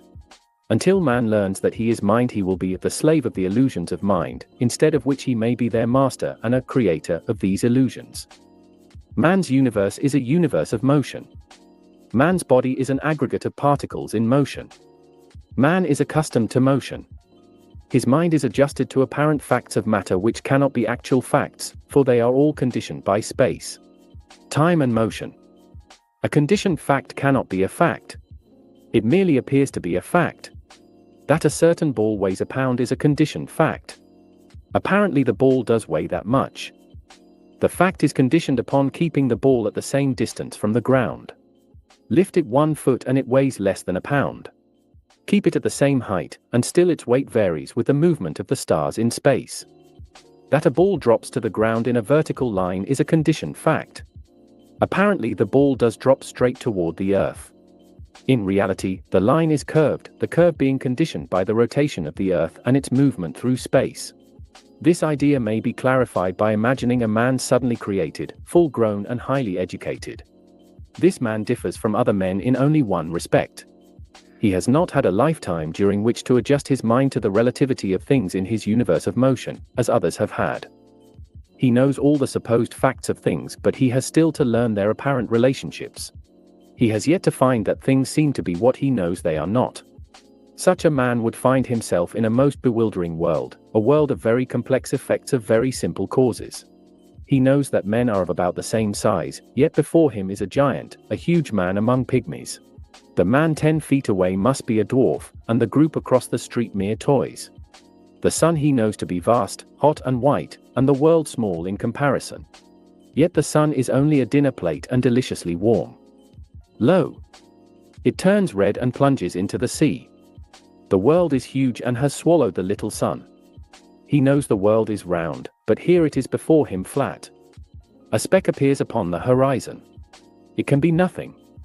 In an hour it is a little boat like those in the children's pond, to be carried home on the end of a string. Yet there are 1,000 tons in that toy, and 50 men curse up wind as they reef their sails with the brine of the wind in their eyes, and the howl of the wind in their ears. The moon rushes out from behind the hill and runs as he runs, and stops as he stops. Just a little moon it is, with toy mountains. It runs away and hides behind some chimney pots. That mountain is blue and this one green. That one is flat like a stage drop scene. This one has fields with grey stone walls, and roads with many trees. That is a very little mountain, for lo! The ox on the ridge has blotted it out. It is gone. No, here it is back again, and the ox has gone. Where did the mountain go? How did it come back? And where has the ox gone? The road on the opposite hill stands on its end, but it lowers itself as he goes down the road on his hill. And the opposite hill, itself, flattens. It squats down behind the trees on his road. Or do the trees rise up and grow gigantic as he moves? The iron rails, spreading wide at his feet, meet in a point out there. A railroad train grows from a speck, to a match, to a box, and thunders past, a ponderous thing, shaking the earth in its fearsome passing. What magician has wrought this miracle? This new-made man knows of the majesty of 10 billion suns which blaze in the firmament of night. Their hot fire pits swirl in 100,000-mile pools of swirling. Where is the glory of these fearsome orbs? Their ardent fires are twinkling candles snuffed out by breathing of soft-blown winds. The Milky Way is but a mist blown across the darkness of night. For such a man time, only, could adjust his mind to the relativity of appearances and the conditions of facts. Our wheel. The universe of man is but a kaleidoscope turning, ever turning, and complexing with its turning. This universe of form is a universe of integration, disintegration, and reintegration. All form integrates through that contractive, gravitative state of motion which has the apparent power of attracting particles in motion into closer proximity to each other, disintegrates through that expansive, repulsive, radiative state which has the apparent power of separating particles in motion, and reintegrates through a union of both forces, by regenerative impact, in inertia. Chapter 8. The Sex Principle. Sir Oliver Lodge points out that man has long been familiar with force and motion, but that some third intangible, undiscovered force is recognizedly necessary to complete a logical universe. Force and motion infer that the third undiscovered force is existent somewhere back of, or with them. He also states that, when discovered, it may prove to be something with which man is already familiar. Sex is the great third principle. Sex is the controlling cause of both force and motion. Without it, neither could continue. To say that mind is the motive power back of force and motion, is but stating a generality, but to state an attribute of mind by means of which force and motion are controlled, is being specific. Sex is the motive power behind force and motion. Sex is the apparent division of the father-mother substance of mind into apparent opposites. This division is due to the opposite desires of electricity and magnetism, expressed in the action and reaction of the thinking process. Sex is the active desire of mind for division into opposites, and its reactive desire for unity. Sex is that motive force which demands separability into two, and equally desires union of the apparent two into one. Mind, being one, cannot yield to the desire of mind for separation into two. Sex desire of mind for divisibility into two succeeds only in producing an appearance of divisibility into two. Likewise, sex desire of mind for unity into one succeeds only in reproducing an apparent composite of the two. Sex is of all things from the beginning. Sex begins when light begins. Sex is the desire for the appearance of being which constitutes the appearance of existence. Nothing can be without the desire to be. All things are which desire to be. Desire dominates all thinking. Desire dominates all matter. All desire is sex desire. All desire is for the continuance of existence in the orderliness of existence. Sex desire is that force in thinking which continues thinking. Existence is continued only through thinking. Sex force is that quality in the electromagnetic impulse of thinking which continues one impulse of thinking into the next impulse of thinking. Sex force, like all phenomena of motion, is periodic. Sex periodicity continues the simple beginning of idea into the complexity of idea. Sex force is the builder of the apparently many things out of the reality of the one thing. Periodic variance of sex is the father of desire for the creation of the idea of many things. Remove the image-making faculty of the father force of mind, and the production of idea would discontinue. Variance of sex is the mother of desire for unity of sex. Remove the sex desire of mind for the unity of oneness of the mother force of mind, and reproduction of the idea of mind would discontinue. Matter cannot continue its appearance of existence as form, without the desire to continue such an appearance of existence. The material substance of mind cannot evade its materialization into the form desired by mind. This is an immutable law to which there can be no exception. Man's concept of sex as beginning with organic life is a wrong concept. Sex is as absolute in the elements as in the complexities and compounds of the elements. Man's concept of the beginning of sex and the beginning of life is a concept founded on conditions of temperature. Sex and life and light and intelligence are in and of all things from the beginning. The sex principle is as much a part of the granite rock or bar of iron as it is of man. The great hot star called Argo, blazing away at a temperature of 30,000 degrees, knows sex in its fiery heart, and cannot continue its appearance without it. The Martian ice cap knows sex in its frozen depths, and retains its appearance because of sex. Sex is an electromagnetic equalizer of matter in motion. Sex is the apparent division of the one force into electricity and magnetism, two opposite forces, positive and negative, which are in reality but two pulsations of the one force. Sex is the apparent division of all things into their opposites, male and female. Sex is evolutionary in all things. All things are both male and female. All creation is first male in preponderance, then it is similarly female. All light units and systems of light units are first male-female, then they are female-male. Apparent opposites of the indivisible substance of universal mind are not content to remain in the state of apparent opposition. Unity, or oneness, inherent in all things, asserts itself in dissatisfaction when electromagnetic forces of matter in motion are sufficiently generative to cause too great an inequality between the apparent opposites. Sex is unsatisfied when the electromagnetic forces of matter in motion are unequal, and it is satisfied when those forces are equal. A lightning flash is the power of sex equalizing positive and negative electromagnetic disturbances of equilibrium between two oppositely and unequally charged storm clouds. In motion in inertia, sex desire is negative. In motion in opposition, sex desire is positive. It is dynamic. Sex first asserts itself in form. All form appears through sex, passes through a progressive carriage called growth, and disappears. All growth is impelled by force and motion, and controlled by sex. Neither sex, nor force, nor motion is of itself alone. Each is of the others. Nothing is of itself alone. There can be no force without thinking. There can be no motion without the force of thinking. There can be no idea of mind without sex opposition. There can be no continuity of idea without sex union. Without union in mating, the idea of any one thing would be extinct as an appearance. Thinking and working are the causes of those elements which man calls sex, force and motion. Without all three of these there could be no appearance of existence as man knows existence. Thinking and working continue the appearance of all idea from the high to the low octaves of creation. All creating things are but the ideas of divine mind. The whole idea of all things is in the seed of all things. In the seed of idea is the whole of idea. In the seed of the oak is the whole of the oak. In the seed of the rose is the whole of the rose. In the seed of man is the whole of man. The seed of all idea is in thinking. The whole idea of the oak, or the rose, or man is the result of thinking and working for perhaps 1 billion years of continuing the idea of the oak. The rose or man in the seed thereof. This is the law of evolving existence. It is as true of complex as it is of simple things. All idea is registered in the little particles heretofore referred to as light units. These units of light, heat, sex, electricity, and magnetism are all male and all female.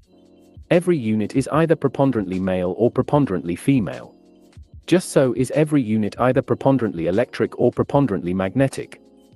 Just so is every unit either preponderantly negatively, or preponderantly positively, electromagnetic. Just so is every unit preponderantly generative or preponderantly radiative.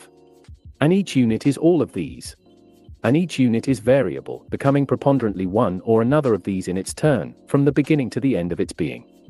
And the variability is orderly, and governed by measurable laws of periodicity, which are also the laws by which motion is governed. It must not be forgotten that all that man calls creation is the result of motion, which is due to the opposing impulses of thinking. It must not be forgotten that a continuance of motion causes a creating and not a created universe. The electromagnetic action of the impulses of thinking is continuous in its opposing. And therefore are the effects of that opposition continuous. Opposing desire in sex expression is the cause of opposing motion. A cause cannot evade its effect. Opposing electromagnetic impulses are sex expression in creative thinking. Opposing electromagnetic impulses reproduce all effects of creative thinking. Form is born true to the rhythm of thinking. All thinking is rhythmic thinking. Idea is synchronous with the rhythm of thinking. All thinking is sex thinking. Creation is the transforming of the one substance by the rhythmic thinking of idea into apparent opposites, and into that which man calls form. Beyond this there is no more. Creation is but a concept of mind. It is but an illusion, an effect of thinking. All thinking is registered in light.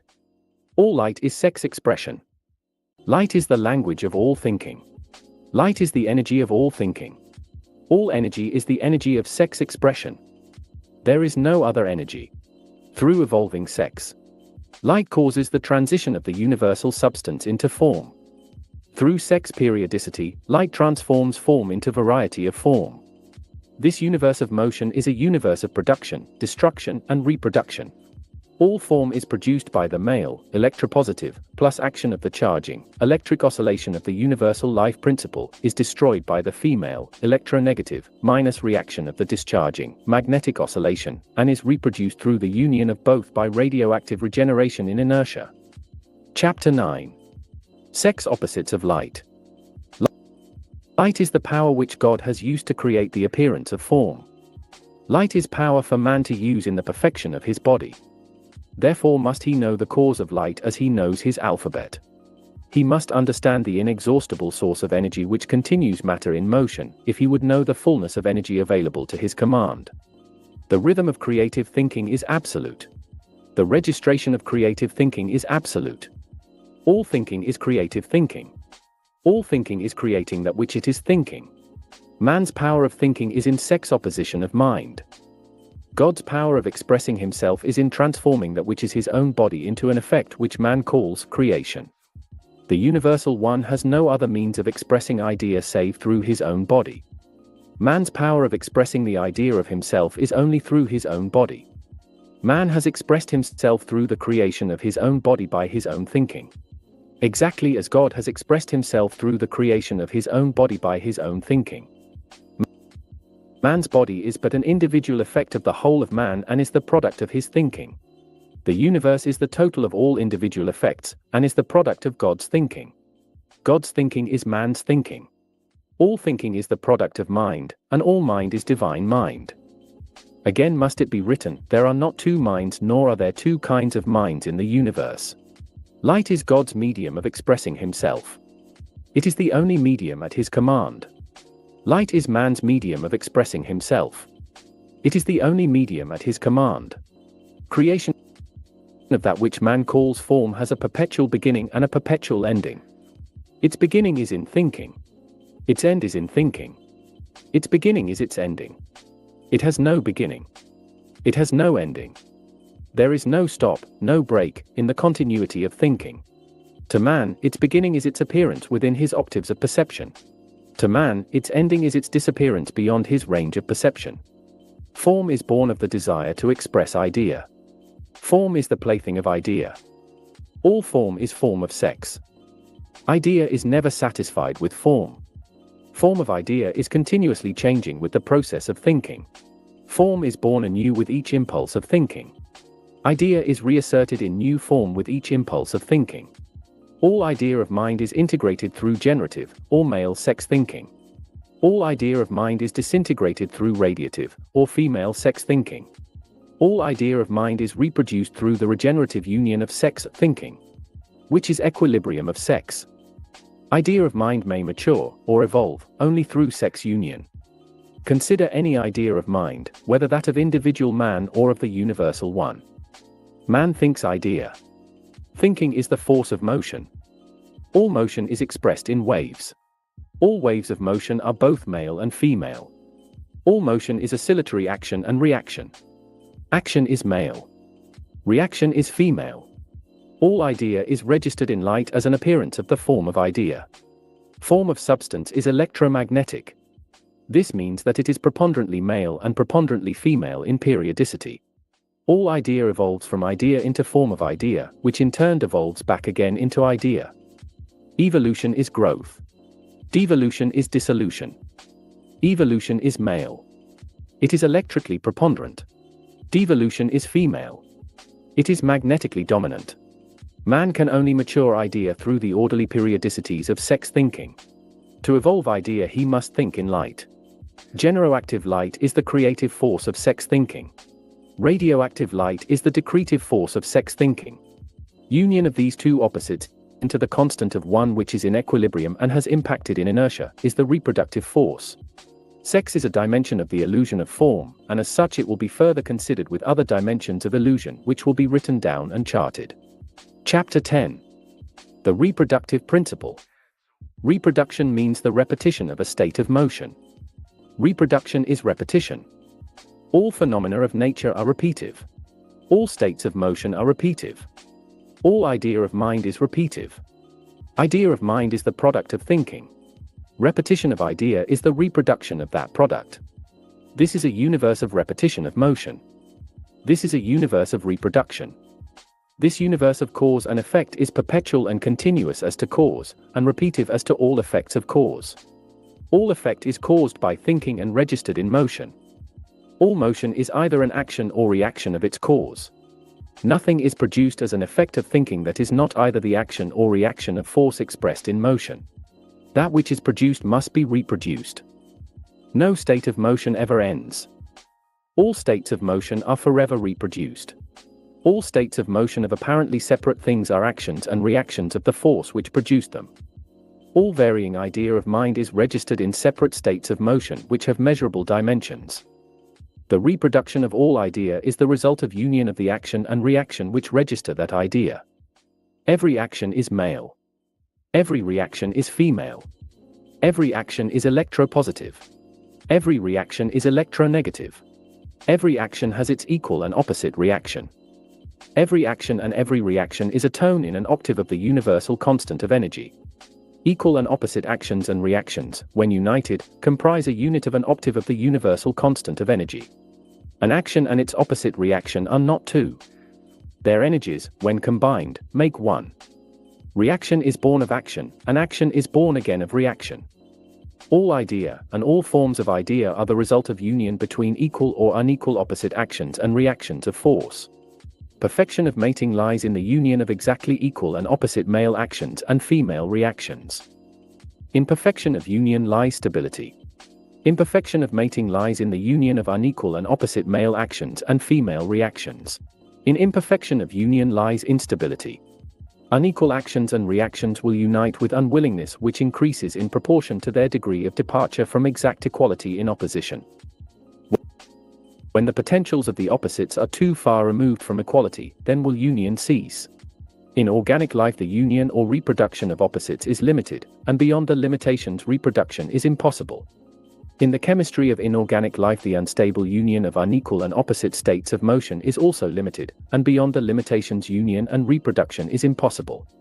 This is a universe of reproduction of idea in accumulated potential, of the constant of energy, of registration of the soul of idea in inertia, and of reproduction of accumulated potential.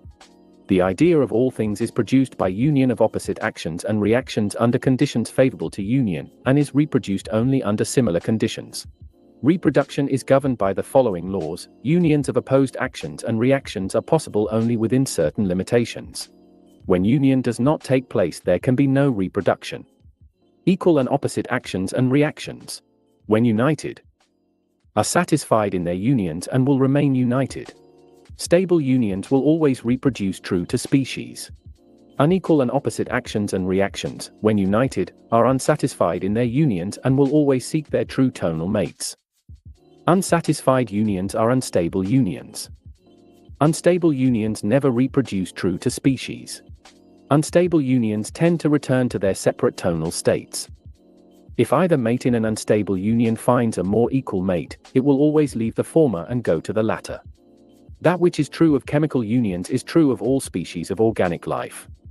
Every chemist knows to a certainty that he can break up any unstable compound formed by the union of unequal opposites, by merely introducing an element which is more nearly a true tonal mate to either of the united elements. Consider, for example, a chemical union between the male action sodium, Na, which is 601 I of the 6th octave, with selenium, Se, which is 702 of the next octave, an unequally opposite female.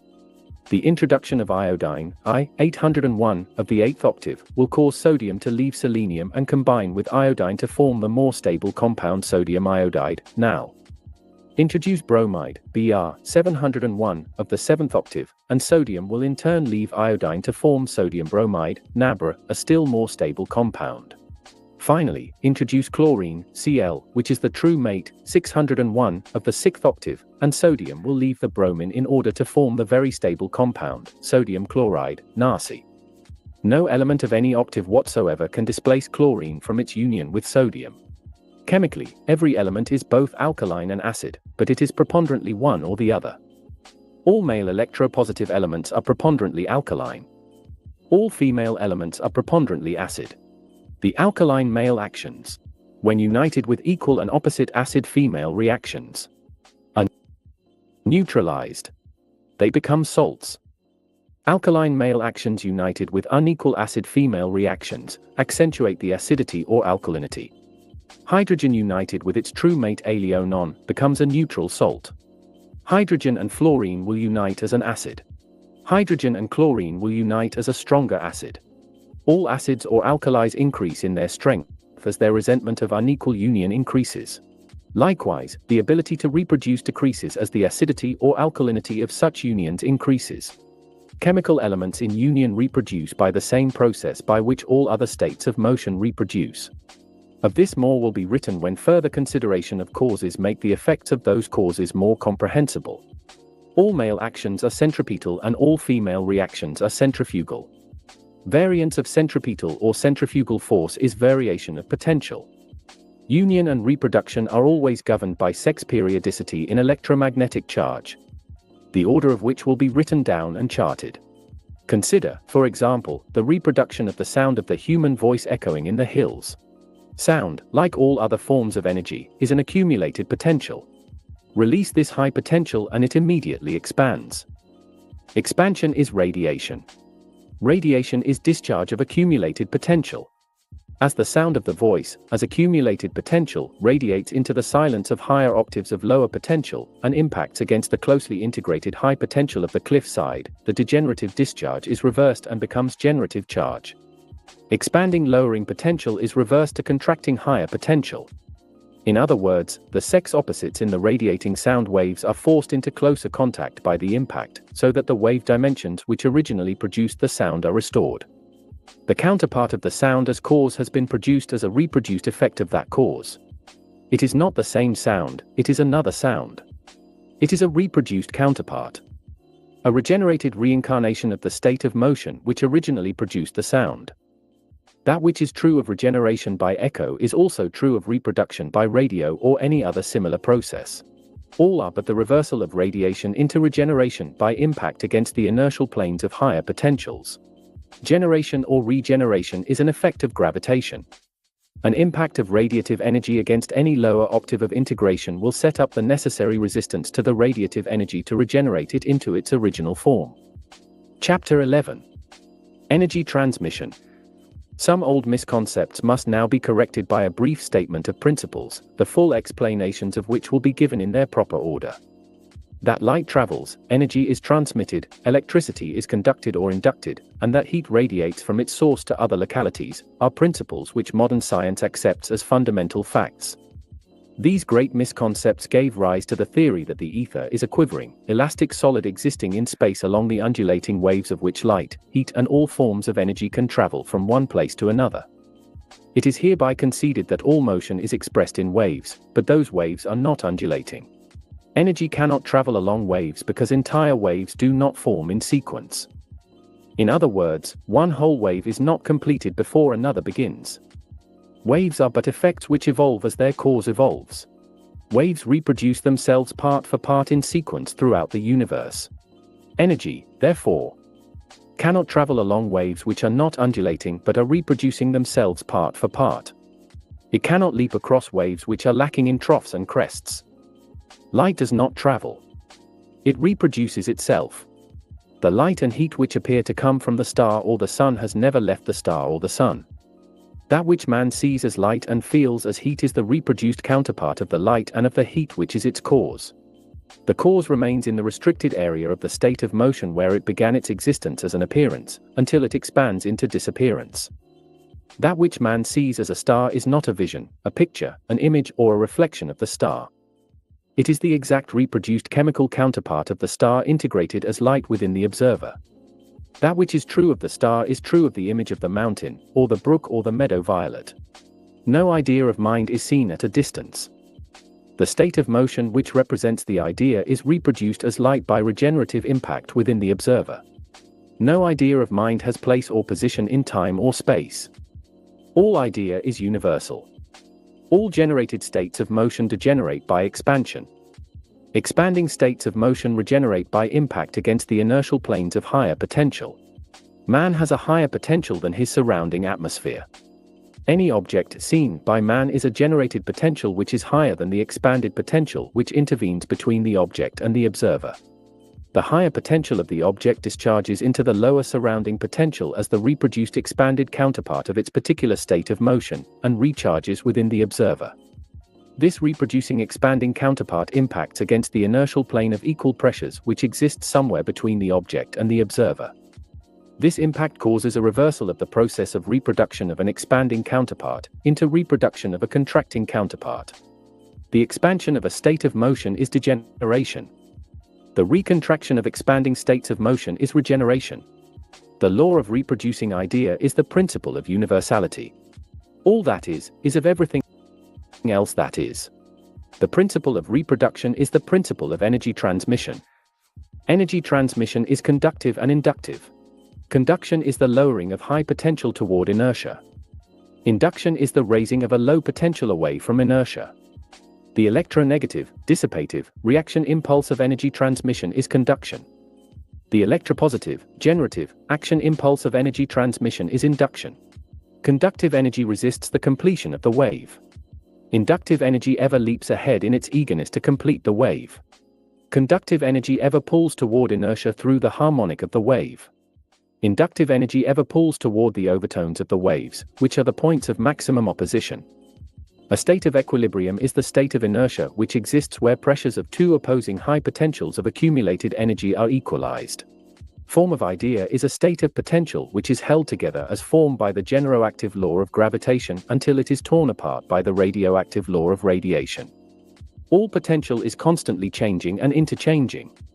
The potentials of all things are constantly rising because of their absorption of the discharged energy of all other states of motion. All mass is regenerated by absorption of the impacting radioactive energy of all other mass. Also are all potentials constantly lowering because of their expanded reproduction in the surrounding lower potentials. All mass is degenerated by its own radiation. All mass is generated by accumulation of the universal constant of energy into higher potential. That which is generated must be radiated. All mass is degenerated by release of energy accumulation. Consider, for example, the regeneration of this planet by the radiation of the sun's high potential of energy impacting against its surface. Modern science presumes that heat travels in some mysterious manner across the vast 90 million miles of space between the sun and the Earth, crossing that space in which a temperature of nearly absolute zero prevails, and then arriving here hot. Man feels warmth from the sun, and in some manner it must be accounted for. The theory arrived at is far from the truth. Somewhere in the intervening low potential, between the sun and the Earth, is the inertia plane where the pressures of the potentials of the sun and Earth are equalized. Against this inertial plane the sun's cooling and expanding radiation impacts and reverse its expansion into contraction. The cooling, expanding, lowering potential reverses into heating, contracting, rising P and potential. By this impact the expanding radioactive energy is reversed into contracting, generoactive energy.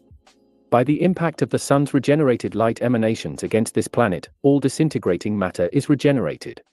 Every living thing reverses its nightly intent to die and lives again. Flowers which have folded their petals reopen them and grow. Animal life which has closed its eyes in sleep becomes conscious once more and takes on new energy. The modern concept that solar energy is due to contraction is a misconcept. The energy given off from the sun is energy that is being generated within the sun. No energy can be radiated that has not been, or is not being generated. All radiating mass is generating. All opposite effects of motion are simultaneous in their expression. The sun is preponderantly generative. It is heating. The sun is in a lesser degree radiative. It is cooling. As the sun heats, it radiates. Radiation disintegrates. As the sun cools, it generates. Generation integrates. Here follows the law of the cycle of appearance and disappearance of form. Cold generates. Generation contracts. Contraction integrates. Integration heats. Heat radiates. Radiation expands. Expansion disintegrates. Disintegration cools. Thus it may be seen that one opposite is always born of the other, which in its turn becomes the cause of the first. Thus it may be seen that the disintegration of the preponderantly generating sun becomes the regeneration of this planet. The coefficient of cold for an expanded volume of mass of low pressure and potential becomes the coefficient of heat for the same mass in a contracted volume of higher pressure and higher potential.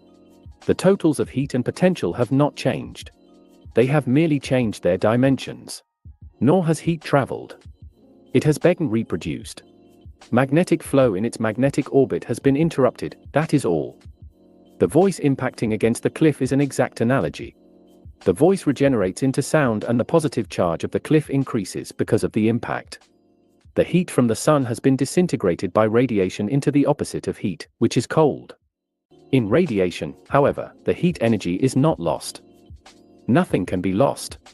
The energy which generated that heat is registered, together with the energy which radiated it, in an expanded counterpart of them both. No idea of mind, once begun, ever ends. No idea of mind ever began or ever ended. Chapter 12. This is a finite universe. Mind is all there is. It has no limitations as to shape, size or volume, for these qualities are but appearances and have no real existence. Mind is limited, however, in its power, its knowledge and its imagination, the last of which is its creative force. All of the effects, of which mind is the cause, are measurable in that they have the appearance of dimension. All dimension is limited, therefore must all cause be limited. Mind cannot create infinite complexity. Beyond the 10-octave cycle of cause and its included effects, mind cannot go. All effects evolve to their limit, and evolve back again into cause without any change whatsoever taking place in cause. The limitations of mind are absolute. A limited universe cannot be an infinite universe. This concept is extremely difficult for man to comprehend, for man has a fixed concept of a non-existent effect called space. This misconcept is born of his fixed idea of a universe separable into parts, all of which are related one to another in shape, size, volume, and the intervals of distance between them. To man, space and distance are fixed attributes of all his concepts and limit his comprehension. Man has built a misconcept of an infinite universe of infinite extension. Based upon his misconcept of space, he has reasoned that the universe cannot be finite or limited in extent, for, if so, it must have shape or form. Also, he has reasoned that, in order for it to have shape, or form, and be limited and finite, there must be something beyond. The objective universe of man's concept demands a beyond to a finite universe. But there is no beyond, because there are no bounds nor boundaries in this formless universe. If space is non-existent, then extension or continuity is non-existent, and there can be no beyond. Beyond is a relative word. It is part of man's concept of objective relativity. It is a dimension. It is based on a belief in the reality of the unrealities of dimension and separableness in a universe of the one thing.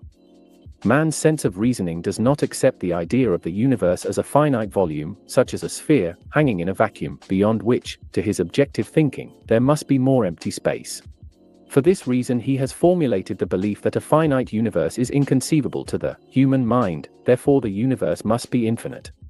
Man's outer mind reasoning, which is objective, does not stop to consider that an infinite universe is more inconceivable to the human mind than a finite one, but that same reasoning is willing to accept the palpably incomprehensible and relegate it to the domain of divinity, which is admittedly incomprehensible, rather than concentrate the inner mind upon the higher octaves of thinking and learn the truth in light.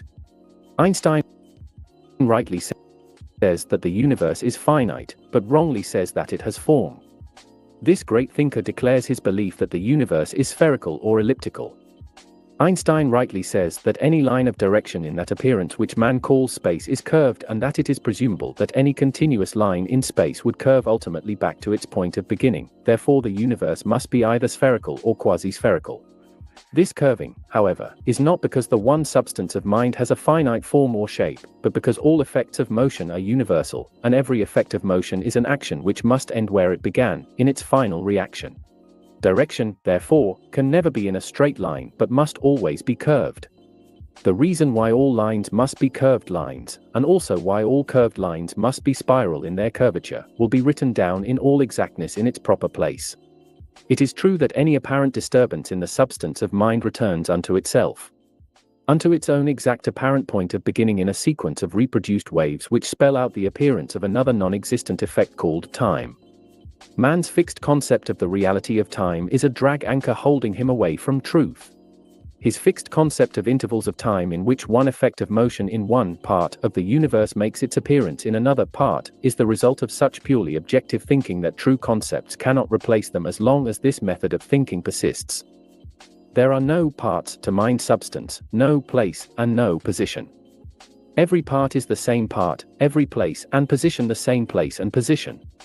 Thinking is universal and all effects of thinking are universal. More than this, they are simultaneously universal, for thinking is simultaneously universal. Even the little child in tossing a ball 0.16 sees the universe simultaneously with that tossing. All motion is simultaneously universal in this universe of equilibrium. Sequence is an appearance due to form.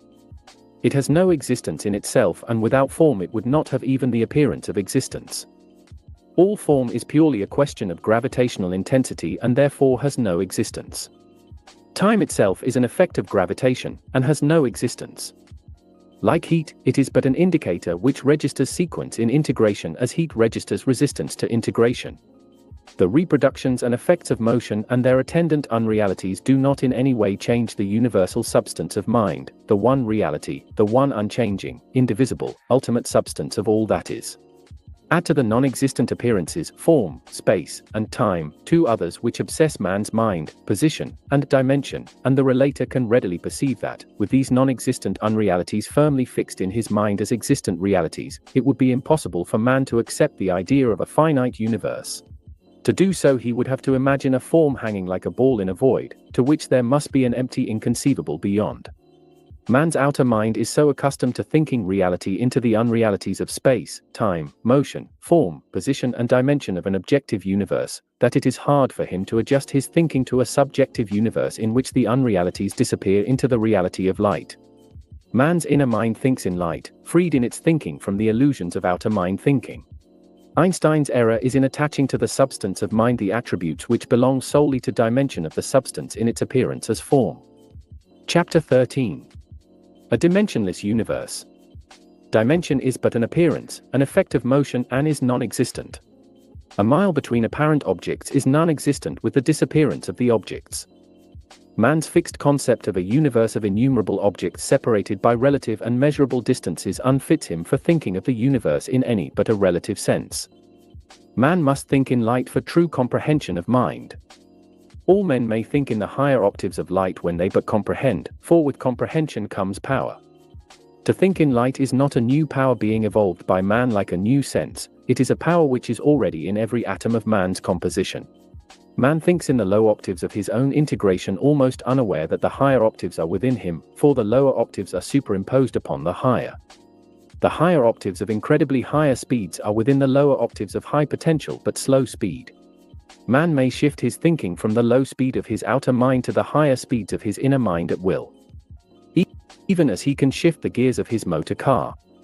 Man's thinking in his low octaves of bodily integration is like a man running his motor on low gear, ignorant of the fact that he has higher gears.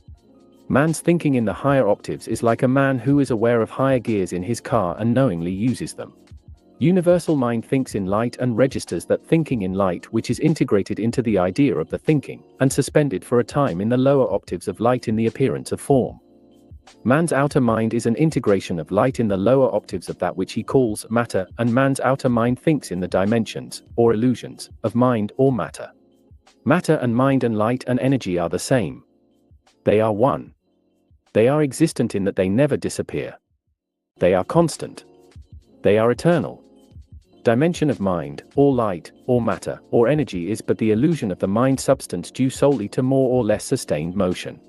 The substance which is mind, or light, or matter, or energy, and is eternally existent as cause, must not be confused with its effects in motion which are but dimensions and therefore non-existent. Dimension is purely objective.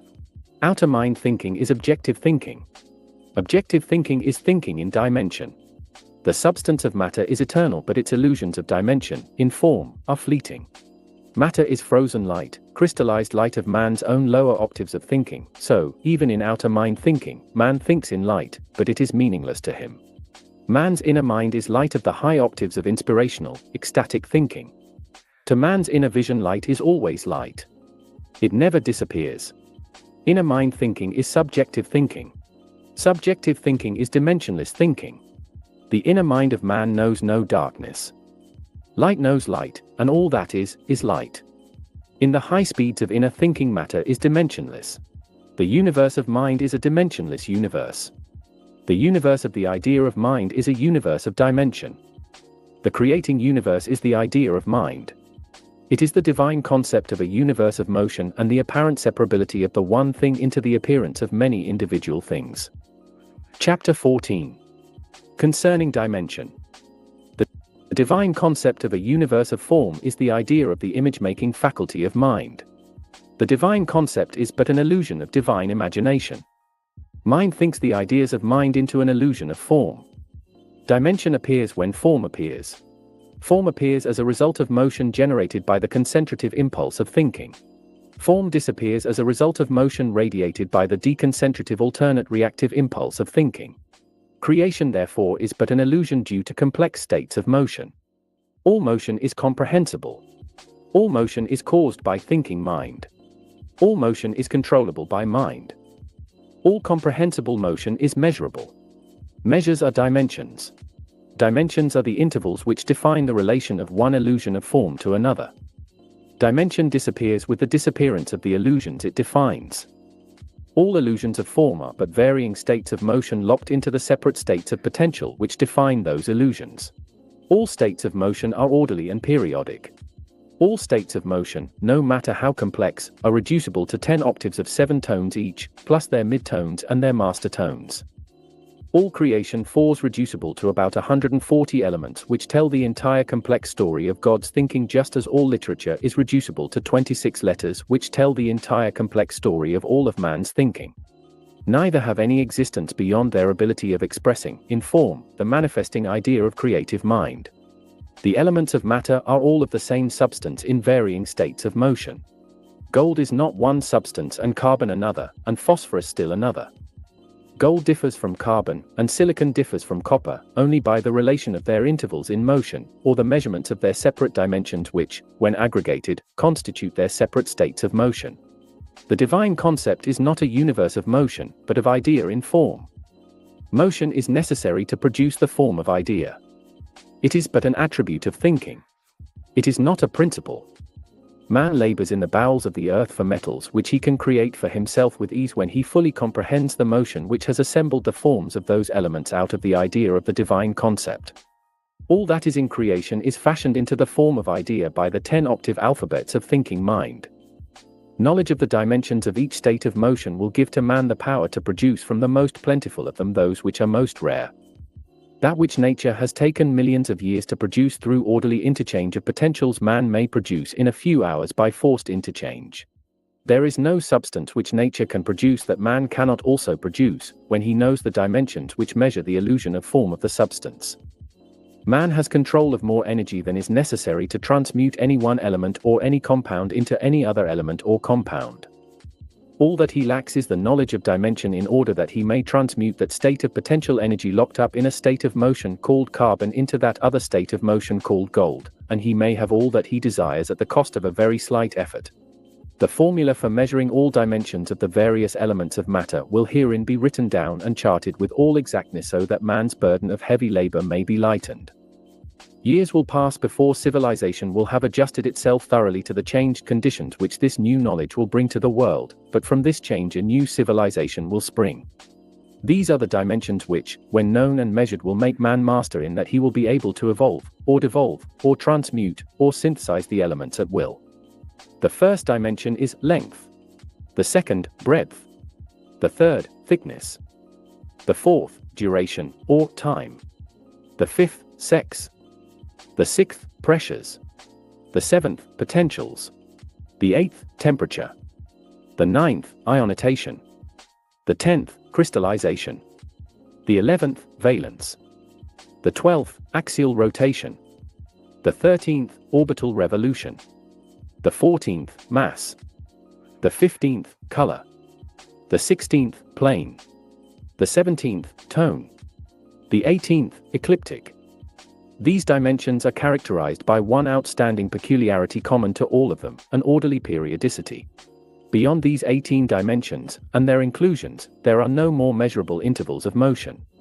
When all of these periodicities are charted and their mathematical calculations computed with exactness, it will be very simple for the ingenuity of man to devise the mechanical apparatus necessary to decrease any high potential into any lower one, or increase any low potential into any higher one. Acceleration and deceleration are now measurable. Temperature, tone, color, valence, ionization, and those pressures which are known are now measured. Mass is measurable. Known orbits are now measured, and the unknown ones will be measured when they have been made known. The waves which constitute the complex of all elements have already been computed. The spectrum has been divided and the elements are sorted into about 7,000 color lines of light, but they are as meaningless to man as the Hebrew language is to the Gentile. These 7,000 lines of light are the letters of the universal language of light, the language in which God speaks to man. When man knows this language, he will then think in it. When he thinks in light, he will then know that he is the Son of God, that he is one with God. When man thinks in light, he will then know that he is universal mind, that he is all that is. That he is thinking mind expressing his thinking in light. That he is omnipotent, omniscient and omnipresent. He will then know that he is life and that life is eternal and that there is no death, and that he has neither place nor position in space or time, and that dimension is as though it were not, and that there is but one, and that one he, and you, and me, and the rolling hills and the sands of the sea, and the clouds and stars and the little violet blooming in the meadow. Already man has gone a far way toward the solving of the great secret of this creating universe which lies hidden in the elements. Within God's alphabet of light, the locked secret has long awaited the master key of knowledge to open the doors to man. Man is mind. Mind creates and controls the energies of the elements. Mind may rearrange these energies and combine them in accord with its desire. Chapter 15. The formula of the locked potentials. Now must be constructed the cosmic clock by means of which all dimensions may be measured by one formula, as time is measured by the formula of hours, minutes, and seconds. Heretofore it has been written down that periodicity is an absolute characteristic of all effects of motion. With two exceptions, all dimensions of all effects of motion are of the same orderly octave periodicity. These two exceptions are of cyclic periodicity. Octave periodicity is an orderly progression to and from the maximum effect of each octave. Cyclic periodicity is an orderly progression to and from the maximum effect of the entire cycle. Thus may it now be simply stated that all periodicities of all motion of whatever nature, with two exceptions, may be built up on the following extremely simple formula. The two exceptions to this octave periodicity are mass and tone. Mass means weight. Tone means sound. Mass accumulates all down the entire 10 octaves. Tone lowers from the highest note down the cosmic keyboard to the lowest. The 0 represents inertial energy, and the numerals represent the orderly progressions in locked potentials and pressures and orbits. Thinking mind has devised these orderly progressions as its method of evolving the idea of universal thinking into the appearance of form, and devolving it into the disappearance of form. The numerals of this formula are the hours of the cosmic clock. They are in the relative positions of the atoms of the elements and in the order of their respective varying dimensions. The seconds of the cosmic clock are the corpuscles, or light units which make up the atom's structures. The hands of the clock are the indicating line of charging and discharging potential. The mainspring is the 10-octave cycle. 5 of these octaves are decelerating time dimension transformed, by accumulation, into power, and the other 5 octaves are power dimension released into accelerating time. The winding of the clock is the sublime 5-octave inhalation. And its unwinding is its 5-octave exhalation. The cosmic pendulum in its swinging ticks off the varying dimensions of all motion forever and forever with unfailing accuracy, but never does it depart from this simple formula.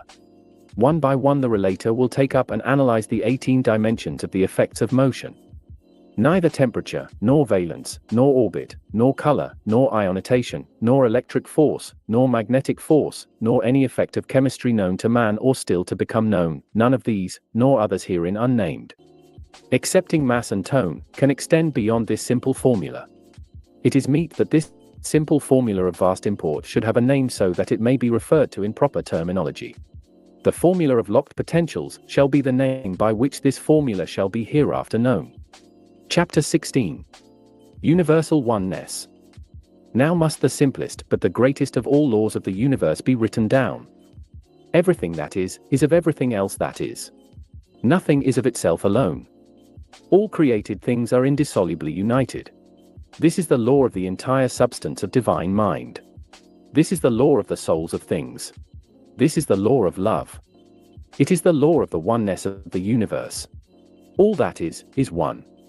There are not two independently separate things in the entire universe. Individuality is non-existent.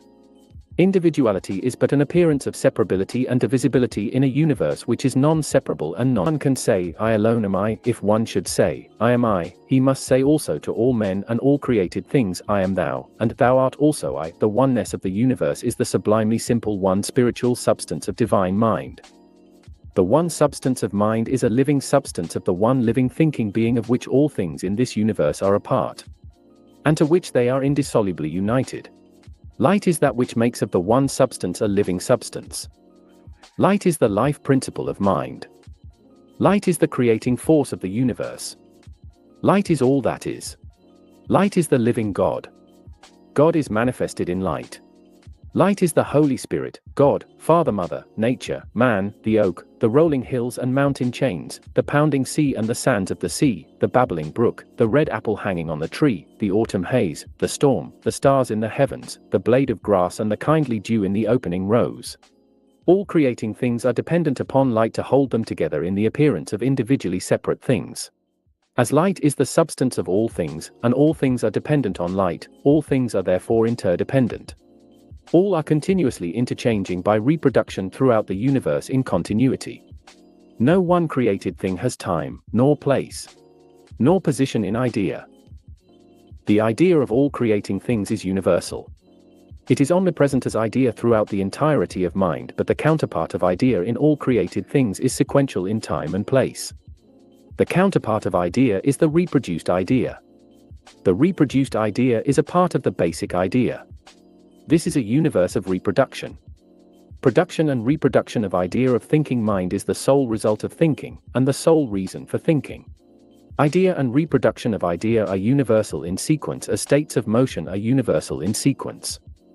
Idea and reproduction of idea are multiplied as appearances in motion in opposition of which the pulsations of thinking mind are the cause. There is no other cause. There is no other motion.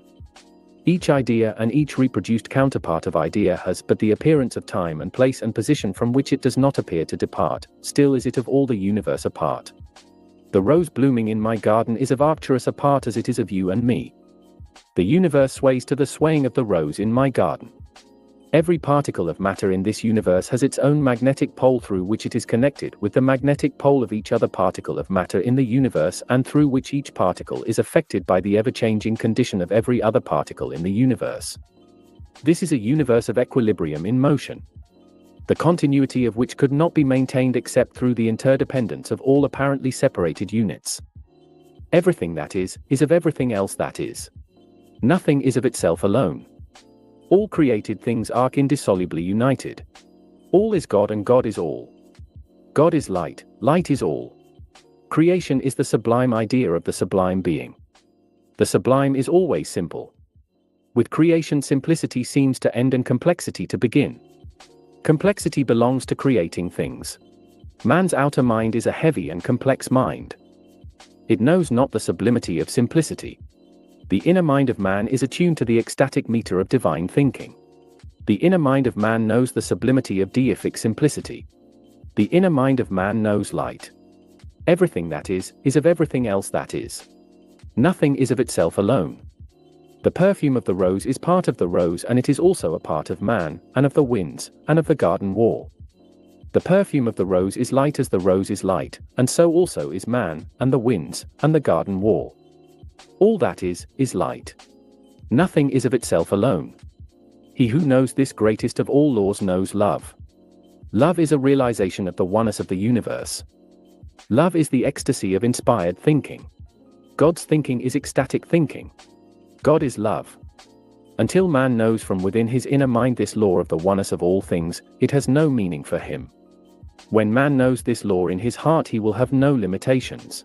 When man knows this law so that its reaction within the soul of man is that of ecstatic, inspired contemplation, he will then begin to know the meaning of love. Unlimited power will then be his. His thinking will then be true thinking. All power is in true thinking.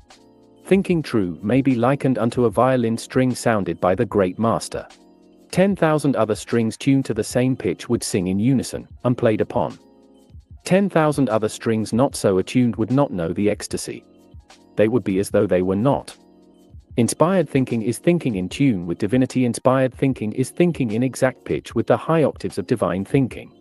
The rhythm of light, in the high octaves of light, is the measure of true pitch and true thinking.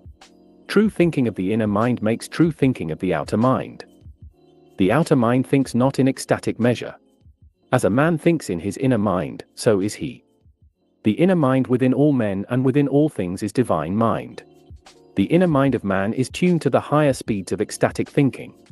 Man may know the ecstasy of his own divine thinking, if he will but tune his thinking to the high speeds or ecstatic meter of divine mind, which is within all men and all things. When man will so attune his thinking, then will he think in light. The inner mind of man alone can think in light. Inner thinking is ecstatic thinking. The outer mind of man cannot know light. The outer mind cannot know ecstasy. When man thinks in light, he will then not the perfection of divine idea. He will be universal genius. Imperfection of idea cannot exist. The entire idea of thinking mind is good. There is no evil. There is no imperfection. That which man calls the created universe is the idea of thinking mind. The idea of mind is perfect, as mind in itself is perfect. Perfection of idea is truth. Imperfection of idea is electromagnetically impossible in this universe of equilibrium, as we shall see in later chapters of this book. Thinking true, in light, will give to man all power. He will have no limitations except those that are universal. With his feet on the electrodes of the universe and his eyes in the high heavens, impossibilities of yesterday will be simple achievements of today. With this knowledge from within, man can have dominion over all nature and all things. Man can have dominion over his own body and command it to health and to beauty and to comeliness. With a realization of this law in his heart, he will love and be loved of all men and all creating things. And he will know all things. All knowledge will come to man when he knows this law in his heart. All knowledge exists. Thinking man has all knowledge. Inspired man knows the law of love in his heart with the oneness of the universe. All knowledge is existent in the universe and is the inheritance of thinking man from divine mind, God and Father of man and of all creating things. This inheritance of all knowing awaits every man to use as and when he desires that knowledge. Chapter 17. Omnipresence. Man's concept of God as omnipresent, or universally present, is an inconsistent concept, for it does not include man or nature in that concept as God, or as part of God. Man has been so trained to look for God outside the realms of nature, as an incomprehensible, substanceless God, separate and apart from himself and from that which he knows as the physical universe, that it has become a tradition of his thinking, a fixed habit of his thinking. It may be a shock therefore to the outer mind of man to find a comprehensible God, of which he himself and all phenomena of nature are one. If this discovery shocks man's earthbound mind, then he must learn to readjust his thinking, for there is no other God than mind. And there is no other mind than the one universal mind. Nor is there any other purpose for mind than the purpose of thinking. Man cannot conceive any other purpose for mind than that of thinking. Nor is there any other product of thinking than idea. Creation is but an idea of thinking mind. The divine concept, materialized into this universe of matter, is a stupendous idea of mind, but it varies not one bit in principle from the simplest idea of man. Nor does it vary in universal mechanics from the dynamic principles employed by man for the materialization of his ideas. God is mind. Man is mind. All idea of God or man is but the product of thinking mind, registered in matter as form of idea.